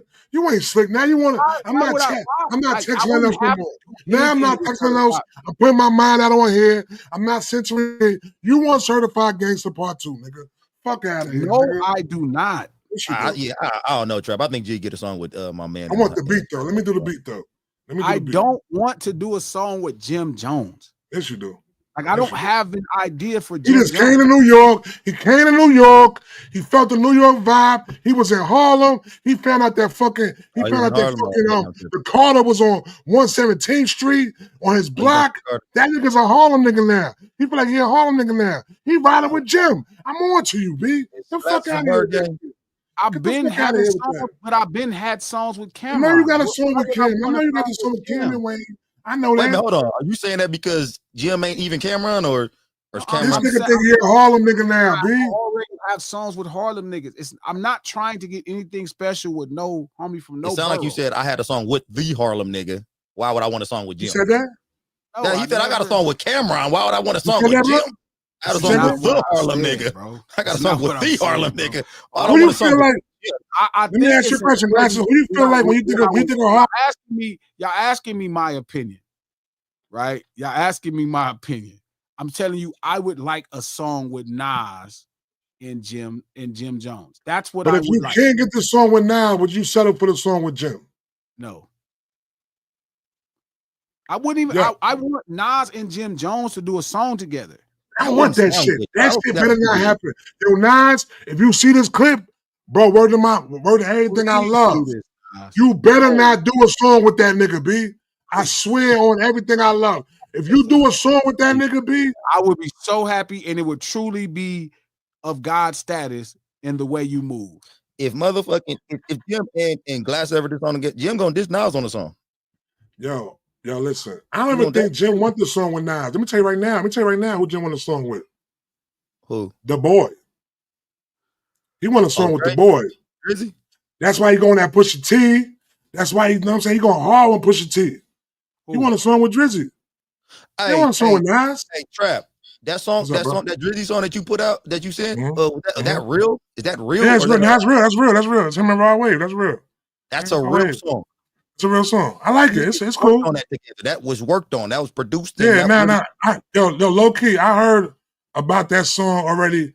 That song was already done before Raw Wave last album came out.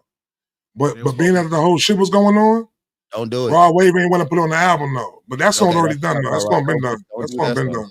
I like the song. That song cool. Yo, listen, I was out the other night. That song is trash. That song cool. It's cool. That song is terrible. Bro, you don't like pain music, B. That's pain music. That's for them. That's for them. What are you talking about? That shit was bad, bro. Love Harold Melvin and the Blue Notes. No. I'm not talking about that. Yeah, for sure. Hey, I like pain music, man. I like all pain music. No, you don't. That shit was painful to listen to. That song is cool. It's cool. Raw Wave don't miss. So I ain't about to do that with you. Finally miss.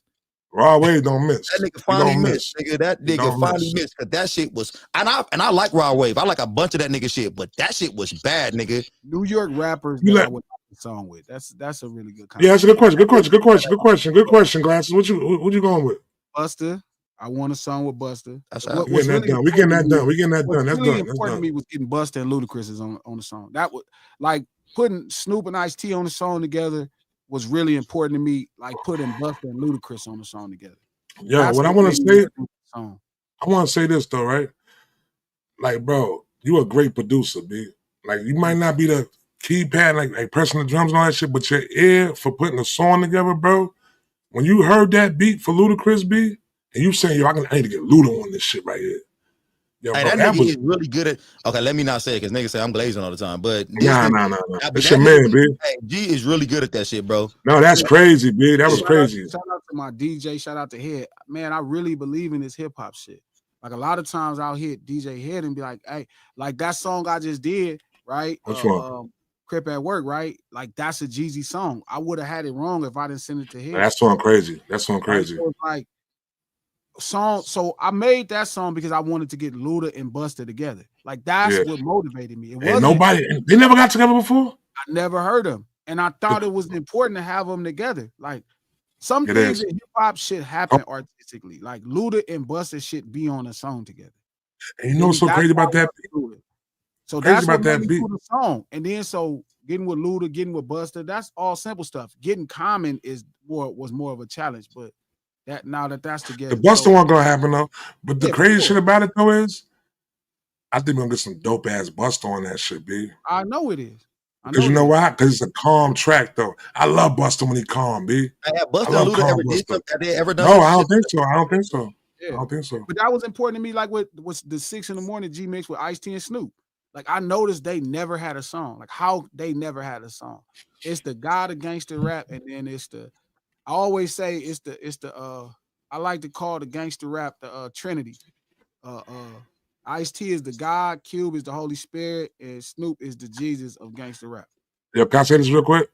Yeah. For anybody watching this right now, so for what I just said, I'm never, I don't even, matter of fact, I don't know why you even said that shit, Coach B. For real. I just big my peoples up when I fuck with them like that, B. You know what I'm saying? So I'm never doing that type of shit. I'm not even gonna repeat that word.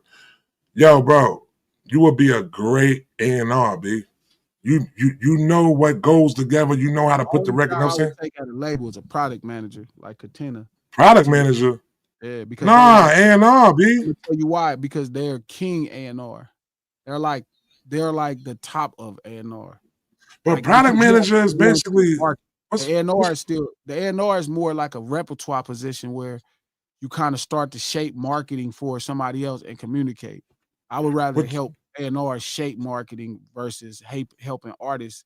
Like you shape it all from both sides when you at the product manager position.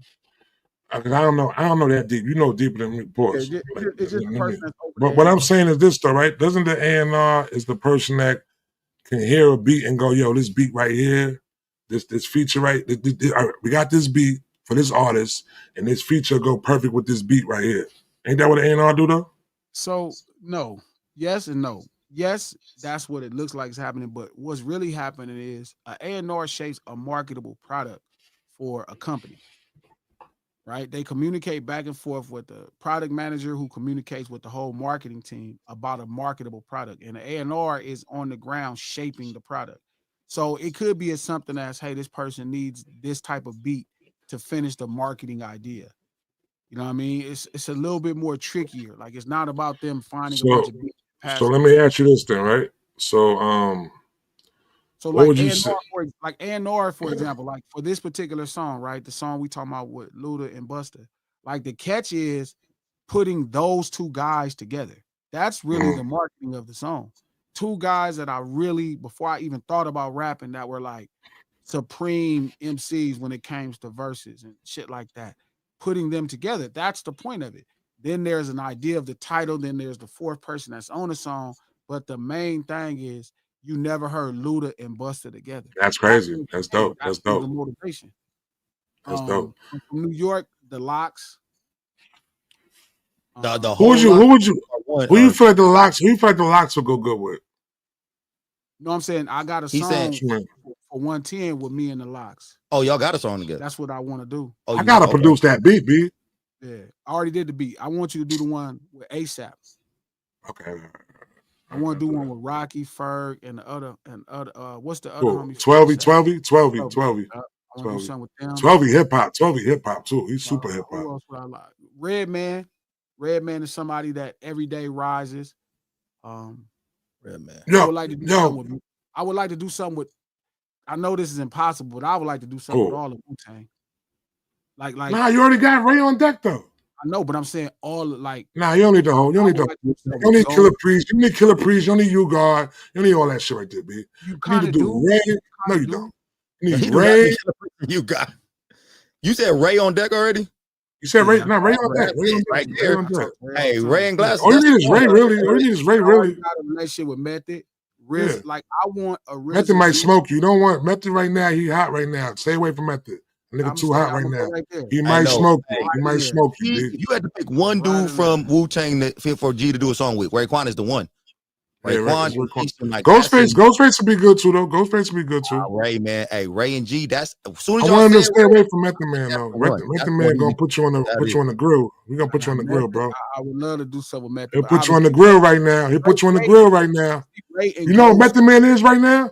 Method Man is George Foreman at 47 about to win a fucking championship, B, against fucking your boy Moore. Probably true. He that nigga, B. That nigga knocking niggas out, B. I would like to do something with G-Rap. He smoke you too. He'll smoke you too. Don't stay away from G-Rap too. Not G-Rap.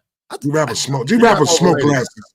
G-Rap was smoke glasses. Yo, Alexa, please play The Realest. Shit ain't hooked up. It ain't hooked up. G-Rap. I want to do something with G-Rap.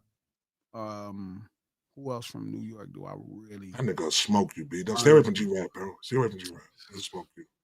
I don't want niggas to put you on the grill and make a taco out of you, B. You know what I'm saying? I don't want that. Come on, bro. Don't do that. G-Rap ain't gonna be the one. I hope so. G-Rap will make this nigga a burrito.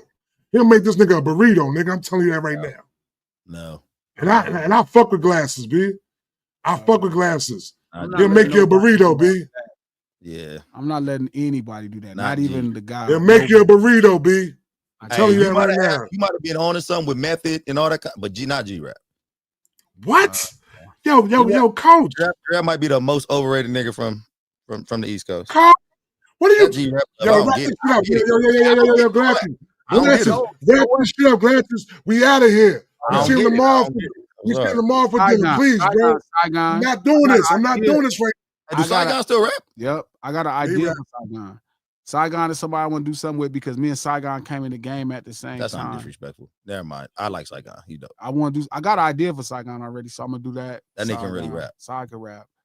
But yeah, those are probably the New York rappers. As far as like I don't think I wouldn't really trip about doing something with Jay no more because where he at, we like far apart. Nas, maybe. But like it would have to be more like Nas evil. Not Nas evil. We don't want Nas. Nah, because I don't really. That's what I'm saying. Like it would have to be more of a story. Like I would have to lean into like I don't see it. You know what I mean? It gotta be something that's not felt like it's forced. You know who I would like to do a song? I want to do another song with Cam. That Cam joint you got is tough though. Yeah, I want to. But what else would you want to do with Cam? Like what type of beat would you want to do with Cam? The next one. A cipher track with Cam back and forth. Cam might smoke you. Cam might smoke you. Cam might smoke you. Favorite rappers that just MC. Cam might smoke you because at the same dice game, I caught 3 cases all over big faces. Yeah, he might smoke you. Cam too. Cam gonna smoke him too. Come on now, man. Cam gonna smoke him. Cam is dope. Don't get me wrong, but come on now. Now we just talking. Cam gonna smoke him. He talking about doing straight cypher shit. He talking about nigga just straight rapping. Yeah. He not talking about the. He not talking about making a song. The thing is. You gotta be careful with that glasses. Anytime G rap like he's rapping in the cypher, he don't do it enough though. But when he do it, that nigga so tough. Nah, he do. He'll give you like a little bit in the song, and then he'll change back up to G. He do. And as soon as he's like, oh shit, then he get back to G but shit. It's like, yeah. I'm on to you. Hold on. I'm fucking on to you right now, B. What's going on? Yo, I see what the fuck you doing, B. I don't know how I let this shit go on. I don't understand how I let this shit go on my head for so long. I got a big ass head too, B. I let this shit go on my head. That was crazy. Bro, you really a lyrical nigga that try to dumb down on lyricism, but you really a lyrical nigga. Bro, you doing some old... Bro, you don't get the fuck out of here with that shit, B. What am I doing now? That nigga is, Trap, you on? No, you got him. Bro. Hey, you got him. I just quoted this coach who helped me out with it. No, nigga, it's funny, because when that nigga be breaking down, getting lyrical and shit, you be like, oh, shit. That nigga get right back into his G. I'm like, oh, shit, he gave us a little bit, he tricking. Yeah, he hiding that shit. He ain't putting it all the way out. I only want to rap. Yo, you hear the way LA Giants rap? Yeah. Niggas is rappers. Niggas is rappers, B. They can really rap. Niggas is rappers. And he's sitting next to them niggas. Yo, bro, get the fuck out of your G. I don't know how I let you trick me with that bullshit for all this fucking time, B. Hey, what about a Slick Rick and G Malone telling a story track? That'd be fire. You had to really put that together. That's the problem with Nas. Like the things I would want to do with Nas is more revolving around storytelling, so I wouldn't have enough. Because that's where glasses excel. When that nigga start telling stories and shit. But yeah, as far as New York, that's lyricism. That's lyricism. Those are the people to me in New York that I really like feel like, oh yeah, these are the people that I like Who else though? Nobody else? I mean, those are the people that's at the front of my mind. All right, let's go region. Let's go region to region then. So you said East Coast. That's who it is. You gotta get track with Freddie Gibbs, man. You know what? I'm about to go Midwest. Midwest. Who you going with? Who that you don't have a track with already? Probably Bone. Them niggas is gonna fucking bro. Yo. I love Bone. What would you do with Bone, B? What's funny is you know what's really dope? Common grew for me. Oh, shout out to Killer Kev Dog. I'm finna do something new with Nelly this week. That's dope. Shout out Nelly. Yo. Hold on. You brought up Nelly real quick. So I seen an article, right? Did you see what the nigga said that Nelly had 50 Cent apologize to Ashanti? Yeah. Well, that was player. That was player, big. That was player 50 Cent. Y'all fucking no. That's ego being moved out the way, though. That's what that was right there, first off. Because Queens niggas do that right there. We don't walk around with ego. That was player for 50. I think the more niggas talk about it, though, the more they gonna make it. I don't want no issue between Nelly and 50. I think that was man-to-man shit, though. That wasn't no issue. That was man-to-man shit. This is my wife, bro. Come on, bro. Every time I think I be trying to judge 50, man, like the whole shit with Diddy, I used to be like, man, why are you doing this nigga in jail? Then you realize, like, oh, this nigga Diddy. No, glasses. I know. I'm just, that's what I'm saying. Can we reveal that? No. We'll stay out of that. We'll stay out of that. Y'all better text me off the coach offline. Yeah, coach. That shit right there, big. I'm gonna tell you what I'm telling you. We're gonna bring that up. We're gonna stay out. That was crazy. But I'm just saying, every time I think, and I have to stop doing this with 50, bro. Like, I think it's best if I just stop speaking on shit he doing. Because it's always some underlying shit that's going on with him that I have no idea. And somebody be fucking with him. And I'll be thinking to myself, why would you fuck with this crazy nigga? Like, so I can't believe people be fucking with him, but yeah, I guess they don't have to run into him. You know what I'm saying? But again, I gotta apologize to 50 Cent again because I get why he's mad.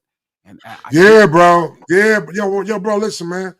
When I sat back, I couldn't. I'm like, yo, why is he doing this for, B? Yeah, I used to be going on. Shit.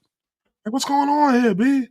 But then when I heard that, I was like, oh, okay. I understand now. I mean, I might not have did it. I still could say I wouldn't have did it though, but I can't knock a nigga who do it though. Yeah. You know what I'm saying? What's funny is the more I've got into understanding what hip hop is about and energy, Common is somebody that rolls a lot to me. Like that's why it was important to put him on a song, like get a song with him, because it's somebody that the more I listen to their product and projects, I was just like, damn, this nigga is really dope. Yeah. Common got dope to me when him and Ice Cube got into it. What's funny is I was telling them I never heard that in real time. You don't like get the fuck out of here with that bullshit. Tell you the truth, they didn't play that out here in real time. I heard that shit in real time. But he heard it, but you ain't hear it though. He heard it, but you ain't hear it though, right? Okay, I get it now. That's when I got respect. I didn't hear it. I didn't hear it. They played it in that room. Yeah, I thought. Hold on, what? What'd you say, Glasses? I didn't hear it till y'all played it in that room. Yo, Glasses, you don't get the fuck out of here with that shit, man. Cut that shit out, man. Cut that shit out, bro. Cut that shit out, bro. Why do you think I'm lying? I don't know. Shout out to Killer Kev Dog. You heard his last album with Pete Rock. You know what's funny? The auditorium was fire. But the LL Cool J, I like that record more with him and Q-Tip. Yeah, with Q-Tip. It's funny. I like Common. I like auditorium Common things. Yeah, but that's why I thought it'd be dope to have Common MC. Like Common's a really dope MC that don't get a ton of credit for being an MC. I agree. So that's why it was important to put him on some MC shit. Like, I really want to put out a lot of great rap records this year. Like that's what I know we getting through the year. I'm trying to get it all done fast enough, but having a bunch of really great rap records where you just get to hear people rap. Not so much worried about hooks and radio, but just legit rap records where you get to really hear people rapping. Some of the people you love rapping. That was important to me. I like the LL Project better, Steve. I like the LL Project better than I like the Pete Rock and Common Project. I really like that LL Project. I think Q-Tip did an incredible job. I love it. It actually is probably my third favorite LL album. I like that album.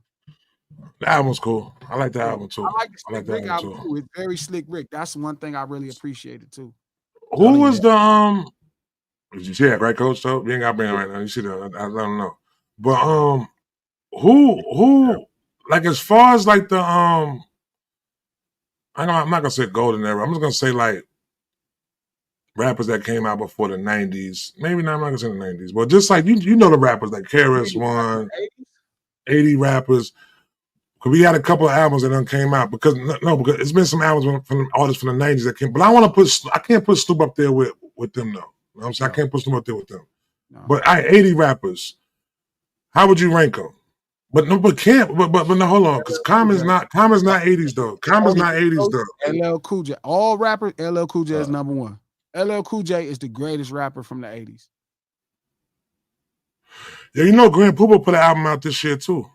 I didn't hear. Oh, he told me he's putting out an album. He told me. Yeah, it's dope. It's dope. It's a dope album. It's a dope album. It's funny. I didn't start appreciating LL until I got older. I mean, I could respect that though. LL is number one. So for sure, LL is one. Now, who in the top 5 is probably gonna be? You putting Common up in that with them? Who? You putting Common up in there with them? No. I'm not putting Snoop up in there with them. No, I'm sorry, I can't do that.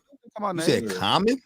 Common, not neither. But Rob, that's what I'm saying. Common, L for sure would be number one, and then Rise in there somewhere in the top 5. Nah, Rod didn't rap on that album though, bro. He didn't really rap on that album. Oh, okay. He didn't rap on that album though. He didn't rap on that album though. No, Rakim. So Rock. Yeah, I know Rakim. He didn't rap on that album like that. Rappers out the 80s in my mind. No, I'm not talking about that. I'm talking about artists who put albums out within like the last 2 years, like that. Oh, LL, the Queen. All right, so LL number one. Him, yeah. I love that album. Yo, Steve, give me a list of artists that came out with albums. Put it in the chat, please. Rick got an album. L got an album. It's dope. We're going up to 92. Yeah, bro, my bad. It's dope when you put out, like, to see Chris and them put out albums. Like, that shit is kind of cool. Chris never stopped, though, bro. Chris never stopped. Rakim put out an album. But see, Rakim ain't really rap. I need a rap album from Rakim where he rapped on at least 10 songs. I like that. Did the beats. That was tough, though. That was dope to watch him and Slick Rick evolve as producers, too. No, but you know what's crazy? It's not really evolving, though. Like I was telling you before. Slick did the Great Adventures of Slick Rick. Niggas don't know that, though. You know what's funny? I was talking to another nigga, and all the niggas in the 80s could do their own beats. Yeah. That's a fact. That was hip-hop. They wanted to do everything. Them niggas DJ, they deep. Yo, bro. Niggas in the 80s rapped, DJ'd. Will Smith put out an album in the 80s and now. Nah, Will Smith, I shouldn't have done Will Smith. Shout out to why do niggas hate on? Why do niggas dismiss Will Smith like that? Because he cheesy Mac. Because he cheesy Mac. Cause he what? Hey, niggas thought Will Smith was dope back in the day. Cheesy Mac. The coolest song Will Smith got is fucking Summertime. That's the coolest and best song he got. Other than that, he's cheesy Mac. Shout out to Angel Diaz. Glasses stop fake caring, bro. Angel Diaz is a Drake fan. Who is that? He's a Drake fan, and he's on my Twitter all the time. And can you get that for me though? Bro, my bad. He always puts up a picture of Lucian Grange. And he keeps saying that Lucian Grange is coming between black men. And it'd be so weird. Like, between black men. You can see them taking like narratives online and bringing them. I'm like, bro, like, what is you entertain that shit? And you entertain that shit, B. No, I don't. I don't say nothing to him because it's just ridiculous. Lucian Grange is bringing down the black man. That's what he said. No, he's saying he's making it to where two black men fight and argue. So let me ask you this: what was Don King doing? You out on it? What was Don King doing, Angel? I don't know anything. What I'm saying to you is not about hating. It's just a fact. I don't hate anybody, him or nobody else. But the truth is, bro, you fucking with some corny shit, and that's why you defending it because you most likely a cornball. And I'm not insulting you. Like I get it. No, I am. You're a fucking cornball mixed with motherfucking Doritos and Cheesy Mac, nigga. Fuck out of here. The same with Biggie and Tupac. No, they didn't do the same with Biggie and Tupac. You wasn't alive to know what happened with Biggie and Tupac. So I wish y'all stopped saying stuff that you don't know what's happening. Just get off of YouTube, ask some questions. You know what I'm saying? Stop doing that. Like, you don't kind of know what you mean. Like, you're just saying shit, and it's ridiculous. Like, it's okay to just be a fan, bro. And it's okay to just sometimes act like you don't know what's happening, or even just to voice your opinion. But I'm just not with all of that corny shit. You know what I mean? I'm not. If Drake do some corny shit, I'm going to tell him it's corny. I don't give a fuck. And I'm gonna make fun of him for being a fucking cornball when he being corny. No He different gonna than any disrespect other him. nigga. He gonna disrespect Drake when he do I'm something not corny. gonna disrespect him. He can Okay. be disrespected by something I'm saying, but I'm not gonna disrespect him. 'Cause Like, it's I'm gonna be not the gonna truth. hold back. Like, I'm not gonna just not say something because I think you're not gonna like it. Like, I'm not gonna not say something. Now, am I gonna say something with intentions of you not liking it? Is different. Am I gonna call that man out his name and all of that? That's different. A rat? No, I didn't. I've never called Drake a rat. You call him Little Stewart. You call him Little Stewart, B. You call him Little Rat Stewart. face on his body. Yeah, you did call him Little Stewart. I bro. didn't make that. Got the nigga on the stand Well, pointing. you posted it though, B. Your fingerprints is on it. Your fingerprints is on it, B. No, I just retweeted a meme. So, like I said, your fingerprints is on it though, bro. Sure, my digital fingerprint. Shout out to Digital Killer Kev, fingerprints dog. on there. Drake is watching right now on a burner account, Glasses. It's cool. No, Yo, Drake, pull up, Drake. Pull up, why B. the fuck would Drake hate me? Drake is probably is on a burner account. His name is Nick. Yeah. I think Drake- Coach, I'm with you on that, Coach. I'm with you on that, Coach. This nigga Nick is a fucking terrorist. Is the mic volume bad or something?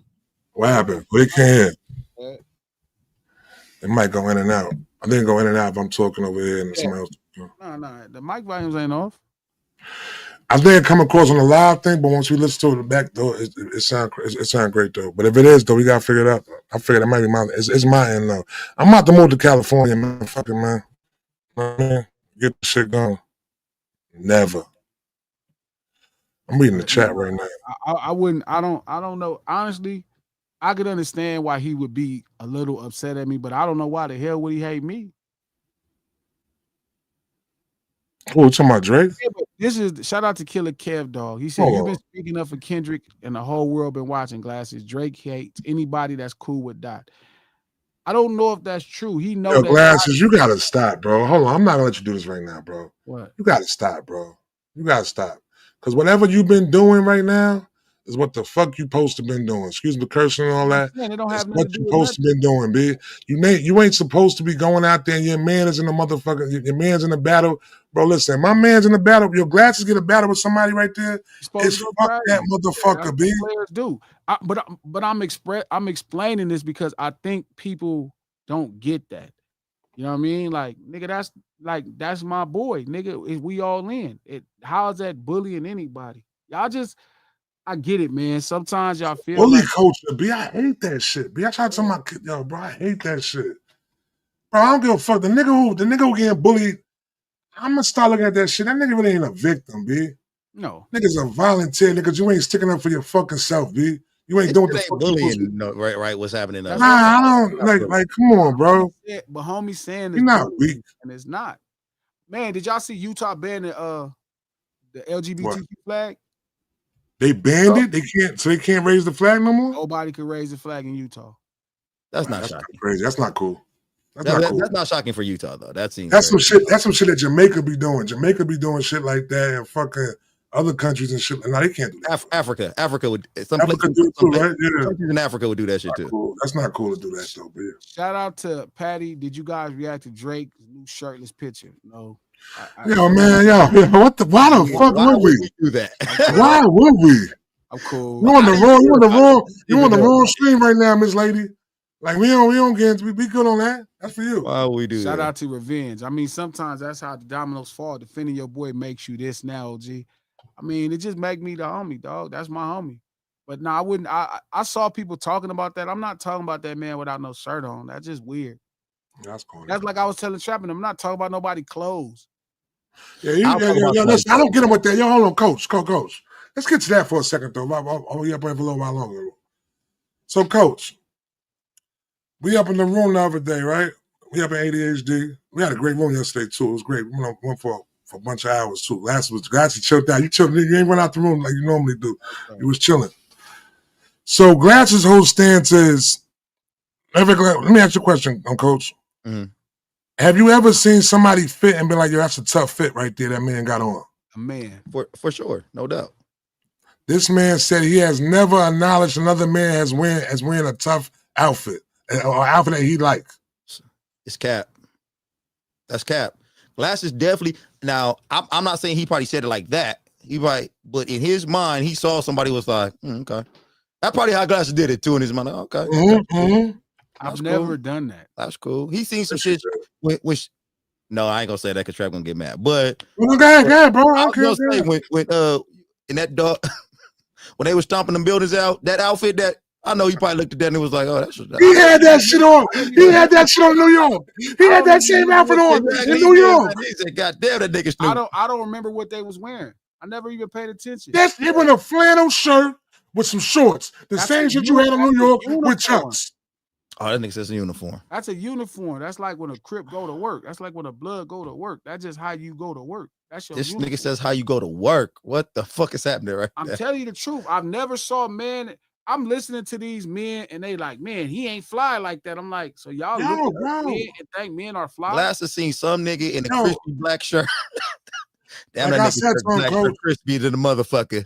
Them niggas dickies starts just right with them all stars. That nigga probably was like, yeah, that nigga uniform is dope. Nigga had on ain't nothing wrong. Ain't nothing wrong with saying, yo, that fit is tough right there. What's something wrong with saying that's a good looking man right there? I won't say that right there. I've never saw that. I've noticed certain things. Like I know Cam had the Burberry Tim with the Burberry car cover, but I never wanted Burberry Tims. I was like, oh, that's cool. I like how he made that work with the car. When he wore that pink thing, I was like, damn, that was cool. How the fuck this nigga make that pink work? But that's how Glass is gonna say it though. That's how Glass is gonna say that's a tough fit. But I didn't think his fit was cool. You definitely did. No, I didn't. You definitely looked at the mid coat matching the Range Rover. Was it fly? Work on the nigga. Name brand know me. Now I've seen men that be dressed in suits. I'm like, oh, you suited and booted. That's player. Okay. That's saying the same thing. No, but that's saying the same thing. I never in my life saw somebody fit and then wanted to go get what they had on. Yo, Nick. The first nigga to pull up to 55th in the 850, it gotta be the 850 BMW though, B, with the BBSs on it. That's a fact. That nigga killing it right there, B. My bad, bro. Okay, my bad. But I never really saw that in a man. And they were just listening to men tell each other, they was like, man, he ain't fly like that. I'm like, so y'all think niggas is fly? That's not saying a man is good. That's not saying y'all niggas a good looking man. That's saying nigga know how to dress. You never say nigga know how to dress? No.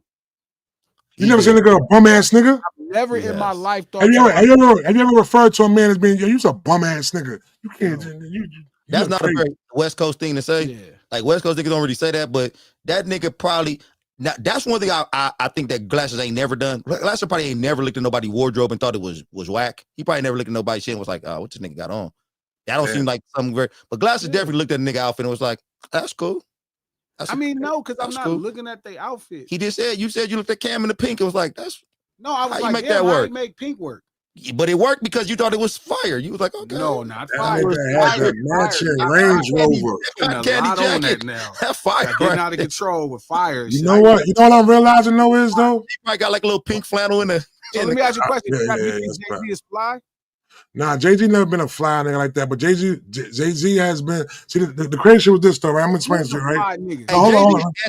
Let me explain to you right now, right? So the crazy shit was like coming up. I'm gonna say like me and you, Glass, we probably got on to Jay-Z at the same time like that though, right? Sure. So it was crazy how Jay-Z was a trendsetter without being a fly person though, B. You know what I'm saying? Like he wasn't like Jay-Z wasn't wearing shit. Niggas was like, yo, I gotta go out there and wear that shit that Jay wearing right there. You know what I'm saying? I gotta look like how Jay looking with the whole shit like that. Who have you ever felt like that about? Shout out to LK. What's up, L?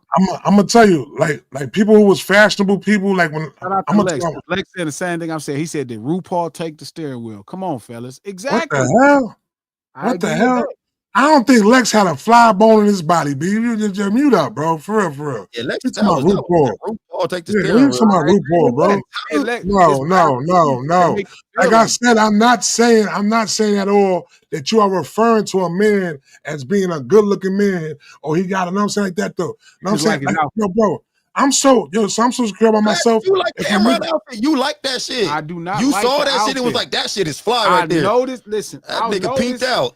Listen, I'm telling you, I just thought that was odd that he could make pink work. I didn't think it was fly though. So when you see LL in the Adidas with the Kango and the rope, gold rope, you know that shit was fly. That nigga didn't even have no shirt on, so he didn't wear no clothes. I don't care about all that though, bro. I'm gonna wear the shit the same way he wearing it. No, I'm wearing the same way he wearing it. You can wear that shit like that. You wouldn't feel like, all right. No. That shit. So you didn't think that when you seen Run DMC in the tracksuit, No, you didn't like that. didn't think about it like that. So when niggas seen King with 3 cuts in his eyebrows and said that shit is fly right there, B. That was a problem though too. I like that. What's funny is I didn't really pick up on that till 2002. You got it from Kane? Yeah, I was looking at. I was like, damn, that shit was cool. How he cut his eyebrows, but I didn't think he was fly. It's called influencing the influencers, B. You know what I'm saying? So it's like, yo, you're gonna get your influence from somewhere. See, a lot of times nowadays, motherfuckers will get their influence from fucking. I'm not gonna say that, but they'll get their influence from designers and shit like that, though. I know. We know what we want to say. We know the truth. Yeah, I ain't gonna say that. Rest in peace, Jacob. We know the truth. What I'm saying is, I just was listening to a bunch of niggas talk about who was fly, and I'm like, this just is weird. No, that nigga's happy. I don't think that's weird at all. Grew up, saw niggas. So was Hammer fly, coach? That nigga had on parachute pants. No, he wasn't. But niggas wore them shits. You didn't know that nigga wasn't fly. So who is a fly? No, but coach, niggas wore them shits though, coach. He was influencing the influencers though. Weirdos wore that shit. Nigga, I see those niggas wear those. So what's fly? Who Hammer pants in my Who is area? a fly nigga, coach? You'd be like, man, nigga fly as a motherfucker. Oh. I never in my life thought that about another man. So see where I grew up. Go ahead. No, where I grew up at, it wasn't more it wasn't hip hop artists and shit like that. It was niggas on the street block. That's what like my uncle. I thought that nigga was a fly nigga. That nigga had the 5.0. Nigga used to always have the little flat top with the little half moon in it and shit. You remember his outfits though? You know, nigga what his outfit? What does outfit look like, coach? What does outfit look like, coach? Nigga used to always be in some Adidas tracksuits and shit like that. Nigga used to be fly. Nigga used to be a fly nigga. Damn, dressed like the East Coast nigga. To be honest with you. So glasses. Let me ask you this, glasses. You've never had one of your homies come out with a tough fit on you, like, yo, that shit tough right there, B. Never. Nigga, that's how I got on the Jordans back in the day, nigga. All the niggas on my block, nigga, all the older niggas coming there with their little outfits on, they little jabos, shit, whatever they was wearing. And they had them they Jordans on and shit. Like, oh, that shit kind of fly. You know? If I see a stranger and he got some tough shit on, some tough sneakers on, or a shirt that I like, I tell a nigga, yo, that shit tough, bro. Like that. I'm not above telling nigga that. I think he might be a hater. Why am I a hater? He might be a hater. Yeah, he might be a hater, Glasses. He might be a hater, Glasses. Okay, nigga. I'm just saying, that's not what. Look, I'm not. Shit, nigga, that's it. A man look nice. Cool. I'm not. See, that's making us gay now. Now you're making us gay. That shit crazy. You think a man look nice? There's no way. That shit crazy. Man look you nice. You tell a woman she look nice? Yes. So why the fuck won't you tell a nigga if he got a nice outfit on there? I don't know about that, Trap. That might not. No, bro. If my homie come out, listen, my lady, listen. I'm gonna explain it to you. I'm gonna explain it to you. Cause that's that's the whole. Might be digging yourself a deeper ditch. Listen, no, I'm not. Listen, bro. Okay. If I see my homegirl come out, I'm not gonna acknowledge her. You look cute today. This. Oh, that shit's kind of crazy. My bad. Shout out to Killer Kev, dog. That is kind of crazy. Nah, listen though, bro. Listen though, bro. I'm gonna tell my homie, listen, bro. I like that shirt you got on. It's a way to deliver the whole shit though. You know what I'm saying? It's a way to deliver it. That shit sounded crazy what I just said just then, bro. Yeah, that's it. Like what you was like. Yeah, I might have fucked it up. Just then. Not really known for being fly. They known for being gangsters. I never thought of a coach that was known for being fly. West Coast. New York. You crazy. New York. The fashion capital. I'm telling you, man, if you go anywhere out the country other than New York, these niggas are not dressing like New York niggas. They dress like West Coast. Whenever you go to the South and shit, these niggas dressing like West Coast niggas. They not dressing like New York niggas, man. Like these niggas dressing like old West Coast niggas 2 years ago, 3-4 years ago, West Coast niggas. They ain't wearing no goddamn Timberlands and shit. That shit is, even though I'm not hating on West Coast shit though, because the first niggas that it kind of, you know, like I said, my uncle used to dress like an East Coast nigga to me. So East Coast niggas was fly. Nigga Nas was a nigga who I grew up like, hey, Nas is, hey, that nigga fly. But then you look at niggas like Wu-Tang and I be like, that's what I'm not gonna do. Well, I never thought that Nas would fly. Nah, Raekwon was fly, B. Raekwon was fly. Maybe Raekwon. Ghost was extra with the shit though, with the jewelry. And, Ghost, you know what? Raekwon was fly. I realize, bro, it's a little sugar in tanks, man. See, this nigga. What you mean sugar in the tanks, I'm just saying, it's just we got to be gay because we we give a fuck about like appearance or something like that. Now, let me ask you this, Glasses. Where you got your style from? Where you got your style from, Glasses? Man's opinion. But appears. And no, I don't care what a nigga think though. Hey, Trap, I don't even know if this is a lunch table conversation though, because honestly, I think a lot of niggas from the lunch table probably agree with Glasses on this because they agree. These niggas don't even understand about. They think my shorts should be past on my ankles or some shit. It'd be crazy, nigga. Nigga, these shorts cost more than y'all niggas. Yeah, exactly. Like, these be crazy, nigga. These be $200 pair of shorts and like exactly. And they cut for a regular nigga like a nigga my size. I'm not wearing my shorts ain't 9X, nigga. Like that's just crazy. Niggas ain't with them long ass shorts like that no more, B. Long ass baggy. You know what I'm saying? Niggas with cozy wear, B. With cozy wear. Nigga, like the hell's happening right now? Shout out to Lex. Glasses pivot the conversation. This conversation is too sweet for consumption. Yo, Lex, for real. When a nigga came out, Lex, let me ask you the question, Lex. When your man came out with the Sherlin on, you ain't telling nigga he was killing that shit, B, back in the days? Answer the question, yes or no, Lex, in the chat. I've never in my life saw a nigga outfit and thought to myself he was killing it.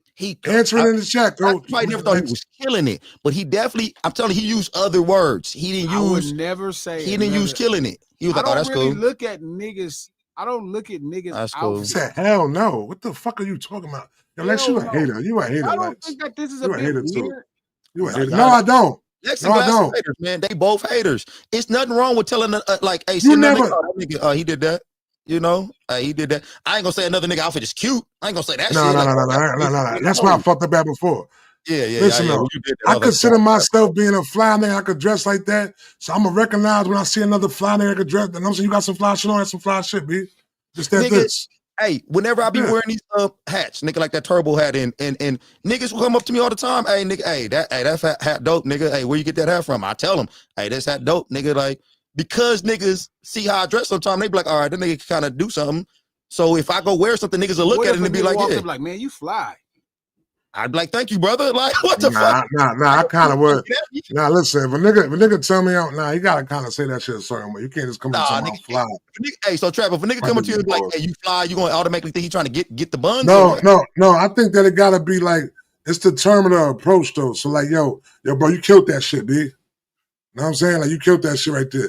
I could take that like the other day when I went to the Rock the Bell shit. I had the flannel on. I had my bricks on. I had my brick by bricks on. You know what I'm saying? Like, I got like 5 compliments on my brick by brick. Yo, bro, you got them things on right there, B. You know what I'm saying? Like that. I got a couple comments with the shit like that though. I ain't nothing over the shit though. When they come to me talking about, yo, you fly, I like the way you dressing. I don't want to hear that shit though like that though, B. You know what I'm saying? It's just a certain approach to it. Hey, yesterday when I went to go coach my game, I came up in there. I had on some. Shout out to Name Brand. He said it's getting worse the more defending they. I swear to God, it do sound crazy. I came up in there. I had some Jordan 2s on. Niggas don't be wearing Jordan 2s like that a lot. I had some Jordan 2s, like some special ones, some special edition Jordan 2s. I walk up in there, nigga, my homeboy from Chicago. He played in the NBA. He came. Got some things on. Hey, exactly. Immediately, like, hey, them fly, them dope. Got some things on. To me, hey, them dope, them sweet. You know what's?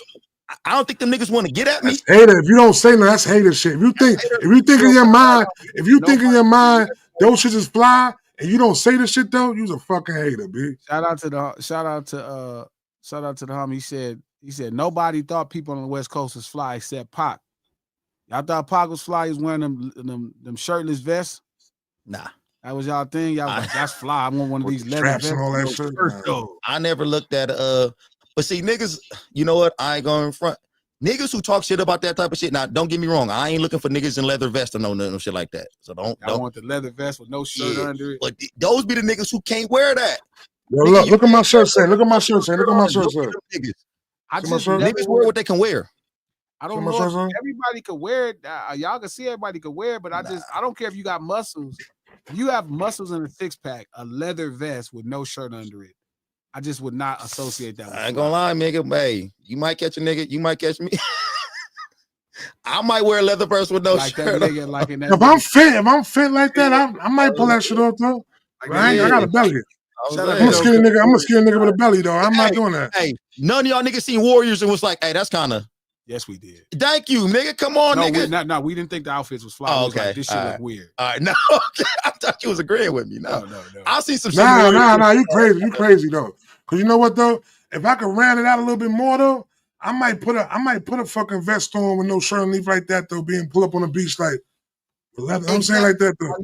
Come on, Trap. Like people gotta be muscle, you gotta be muscle, you gotta be rounded out with the shit though, bitch. Leather vest with no shirt. Why the fuck I'm doing all these sit-ups and push-ups and all this shit to not nigga? If I go to the beach, they ain't going in the beach in a goddamn sweater. You're supposed to go with no shirt. Yes, nigga. Oh, I'm for sure going shirtless. But you gonna wear leather. But you gonna pull up with the vest on first though. I might and take the vest off. Take the vest off, nigga. Like, I'm out here now. That's probably what I don't get about fashion. Why would you go somewhere with a leather vest and no shirt under it? That nigga. Every time I see a nigga with leather vest and no shirt, it make me think you raggedy bitch. Just throw an orange. All right. All right. So why your man LL? Why your man LL take his shirt off every concert? You said what? Why your man LL take his shirt off every concert? For the bitches.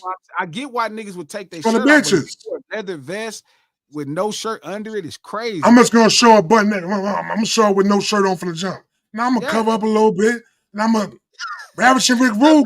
Ravishing Rick Rule came out on the road. Ravishing Rick Rule came out on the road. I gotta layer it off. Hey, G talking crazy. After we get into this, I don't know. After we get into this training camp, that nigga first fight, he coming out in the leather vest. I'm definitely not coming out. Come on, leather vest. The Ravishing Rick Rule robe on. Yeah, the Ravishing Rick Rule robe on. Leather vest sponsor. Come out. Dickie leather vest. I'm not wearing a vest. Tell him leather. Dickie leather vest. Nah, he gonna wear sleeveless flannel.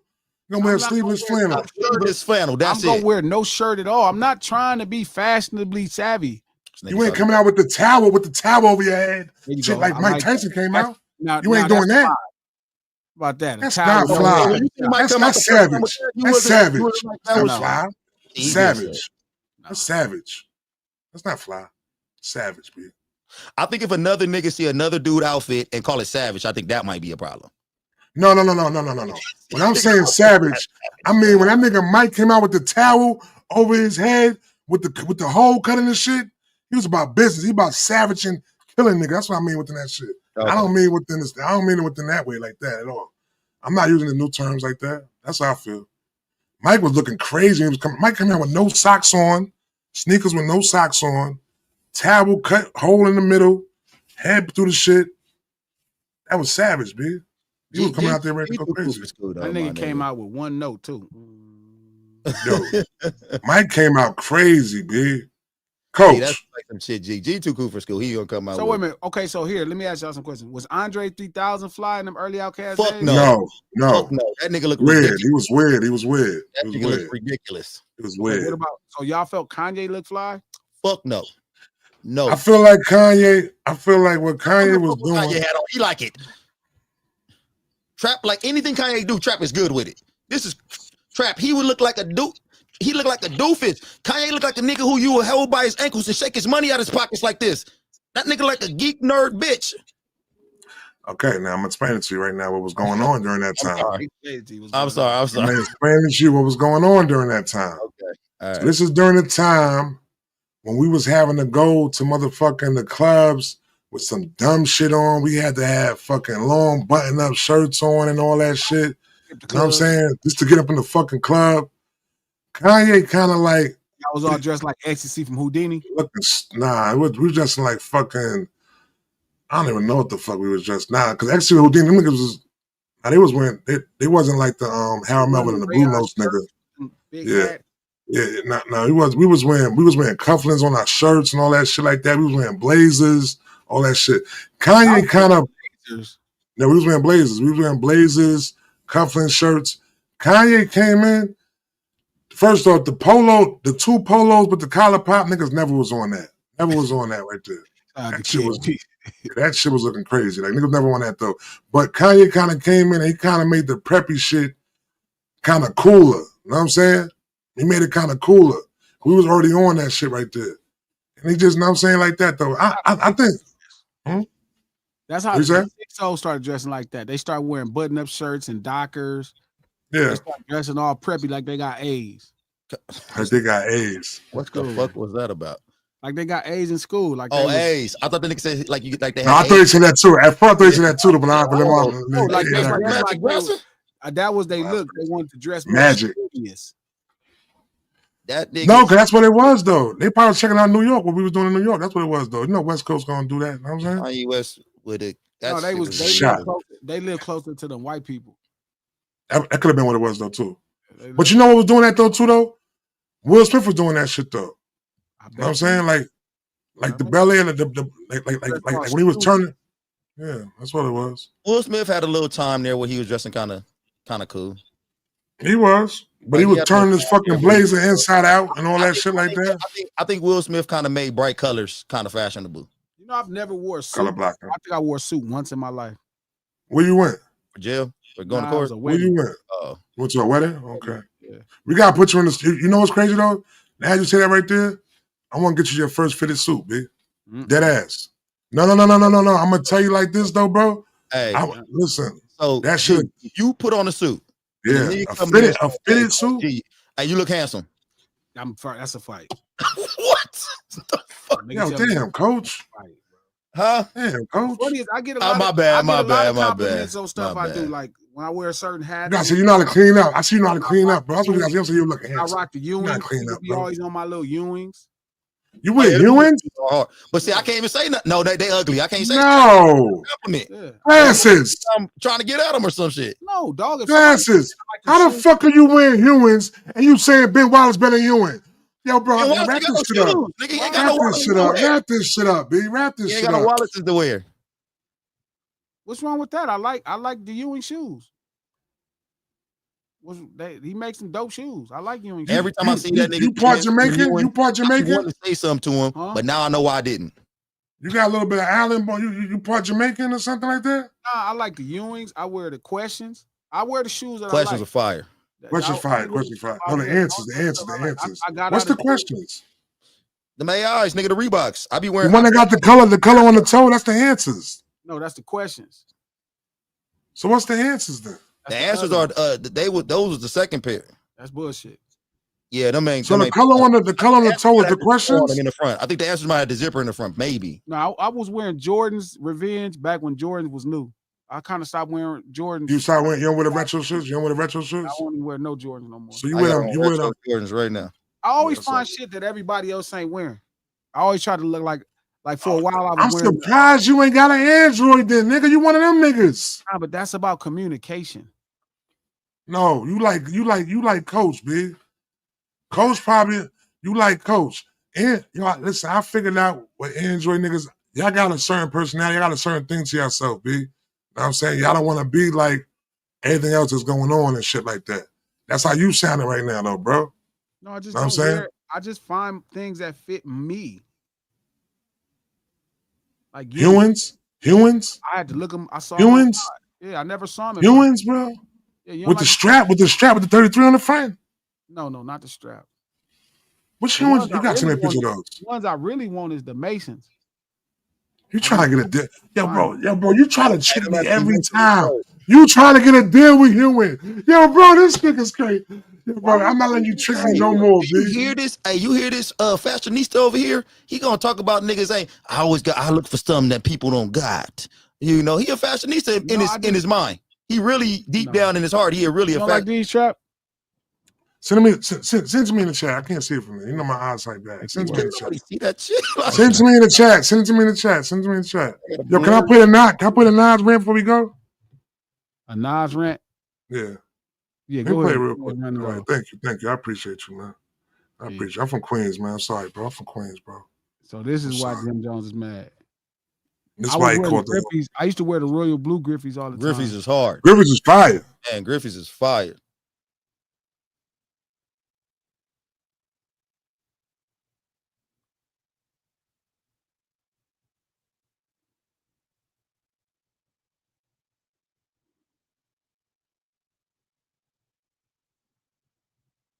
You gonna play it?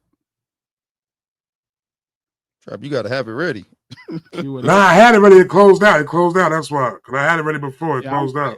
I used to wear the Griffies for a while. Griffiths is classic. Griffiths, Duncan's, the classic. Hey, the Andre Ax, what they called the Agassiz was They have a different name, but yeah, I wear the Agassiz. I was wearing the Bows for a while. I really like Bows is classic. I like the Pippins. I just I try got to it. wear something only I got. Harachis. I got it. Here you go. Here you go. I got it. Steve, glasses. You ever wore them Grant Hill feelers? Never in life. I wore them. Grant, I've Come on, you never bugging. had a pair of feelers in my entire life. Yo, bro, don't come to New York and never see that. They got some felines. They beige with the blue and burgundy check on like the feline shit on it. Those are classic. It was like cushioning the inside. You can't go wrong with the. You never had a feline velour suit? I never had Fila anything. That's hip hop though, bro. Here you go right here, y'all. Come to Hot 97 because I had a hot new record that nobody wanted to support except for the streets. And it was told to come there and save Angie Martinez's job. I was told to come there and help the ratings at Hot 97 by Flex, you know, and the rest of the crew over there. But I'm here to let my people know, you know what I'm saying, all my hip hop community people know that I was dissed this morning by Hot 97 and told that what I couldn't do on the show, which is really it's really outrageous. It really shows that the wrong people are in power. You know, his hip hop thing comes from the streets. We need our freedom. If y'all ain't gonna go for this fight for y'all freedom, y'all gonna be like them sucker artists that just go up to the radio station and kiss ASS just to get some airtime or just suck Flex or suck Clue and them trying to get on their best side so they can play your record. Come on, man. Take hip-hop back into your own hands, man. Throw a party in the streets for free. You know, make it safe, man. Hire the Nation of Islam or somebody to protect it. It's time that we take it back into our hands because when it's being held in bondage and slavery, it's really a big smack in the face to hip-hop and all the people who love it, man. You know what I'm saying? You're going to tell Nas, me, myself, what I cannot do on a Summer Jam stage when it's been done. The same acts have been done 4 or 5 years in a row. 4 or 5 years in a row. And last year it happened to be the diss was toward me by Jay. And he was all high and mighty. Right. Then I dropped the ether napalm bomb and the whole crew was running like roaches. And now you got this station over there crying because he lost. Unanimous decision, he lost. And they played his records like he was dead, like it was a Jay-Z memorial. You know, not saying he was. Don't get me wrong, y'all. Not wishing that on any minute. And that's my brother, but I'm saying you just looking for a fair play, and it's really out of hand, y'all. I'm not. Now pause it now, like you did. It's not going to happen. It's just keep it going. Big opportunity. You have the alternative to choose any radio station you want to choose. And Power 105 plays everything, old school, new school. If you want to listen, you know what I mean? Choose Mike Saunders, Pimp Shoes. Yeah, big up to my man Mike right here. Let me come up here. Big up to my man Donnie Einer, everybody at Columbia Records. Who's after this, he'll never speak like this again, though. Belgrave, everybody. The whole behind you, Nas. I think he might have felt like he played himself with this shit. You probably ain't gonna hear. He's too cool for this. He's too cool for this. That was very un-Nas-like. Yeah, this is I feel like he was too cool for this. Damn, I feel like he was too cool for this though, bro. But he spazzed out. I never heard Nas talk like this. Yeah, that was very. Hold on, somebody calling me. I was gonna make a few calls. Straight that you never heard that. Make a few more calls. Yeah, listen, good. Listening to all that hip hop shit. We definitely appreciate this. You heard it before, Coach? You heard it before, Coach? Huh? You heard it before, right? Yeah, I heard it before. We're about to get into it. Get into it right now. I turn on that station. I hear people, rappers on there talking about their record sales and all. I mean, that's played their records on the truck. Man. I mean, what does that have to do with our community? What does that have to do with anything real? That's what I be telling niggas. About it on their records. Y'all want to hear about rims on a truck? Back Jim Jones the fuck up. Disc jockey making records. That's terrible. I want to hear true hip hop music. I mean, you know, this is real, man.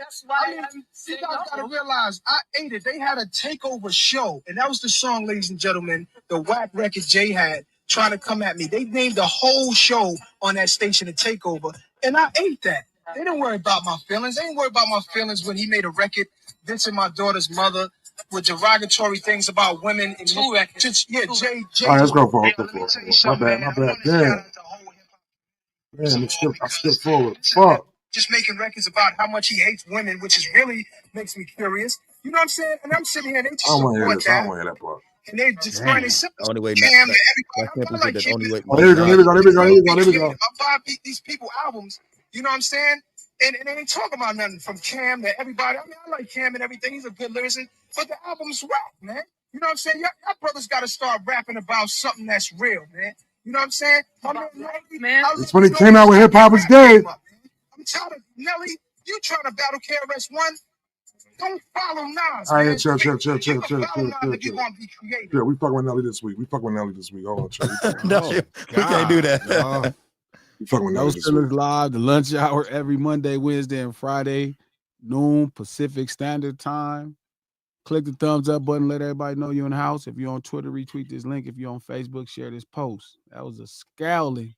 Nas be so respectful when he doing all that fucked up shit. Yes. That was crazy. Yeah.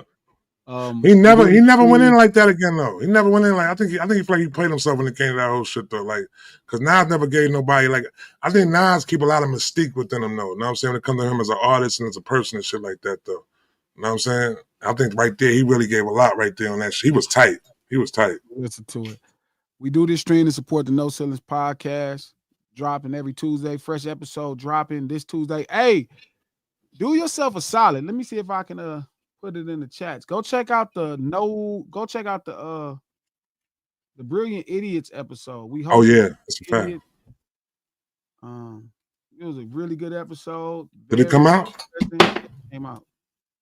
Oh, it did? You got drop it in the chat. Before we breeze. I'm gonna find it real quick. Check that shit out myself.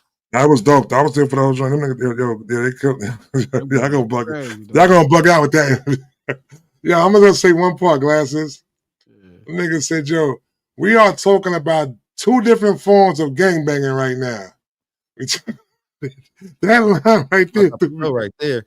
Hey, y'all That make sure line threw me off. too. No podcasts. I'm gonna put it in the No chat. Ceilings podcast channel. Yeah, head over there. Yeah. Head over there and watch the lives, guys. Watch those lives. Let me put this right here. Check out this Brilliant Idiots episode. I just put it in the chat. Somebody pin it. One of the moderators, please pin it. Great episode. You might have to pull up on. You got to pull up on them again because you know what's gonna be. You know what's so crazy about that shit though is the fact that you pull up as yourself, but then I'm saying Glass ain't never changing his vibe of who he is like that though. But when he's sitting amongst them having that discussion with these ladies, they crazy, yeah. Like they crazy out, yo, Glass, for real. I can't. You're a professional, B. You're a professional. Crazy, dog. There you go. You're a professional, B. That's what I'm gonna say. That's about to be a corporate crip. Yeah. I mean, I was trying to make sense out of it, but it was crazy. But yeah, we dropping a fresh conversation tomorrow. I think we're gonna try to do the lunch table tomorrow. I mean, the dinner table to check Yeah, to see what we like. I think if everybody is there, we'll try to knock it out tomorrow at about 6:30. What's up with y'all? 6:30 now? 6:30 now? I thought we was doing 7:30 for y'all. Nah, because that makes 10:30 on the East Coast. I don't care. We still. Your brother just said never sleep, bro. She calls at 4 o'clock in the morning over here. 7:30 actually worked better for me. Okay, yeah, do 7:30. 7:30, bro. Can't be doing that early. Come on, man. Tomorrow I'm gonna hit you up for that burrito, man. We about to. Yo, just send me the receipt. That's it, bro. Send me the receipt. Oh, it's both burritos. Yeah, and Don Dub, don't be I don't you know burrito Glasses. Homie owe me a burrito. Oh, I'm about to say, I don't you know burrito. We do this stream to support the No Ceilings podcast. Fresh episode dropping tomorrow. Conversations, something. Check it out. So iHeart Podcast, Apple Podcast, anywhere you get your podcast from. The No Ceilings podcast, executive produced by Charlemagne the God, the Black Effect Podcast Network, and iHeart. And we out this thing. Much love, y'all. All right, bro. Easy.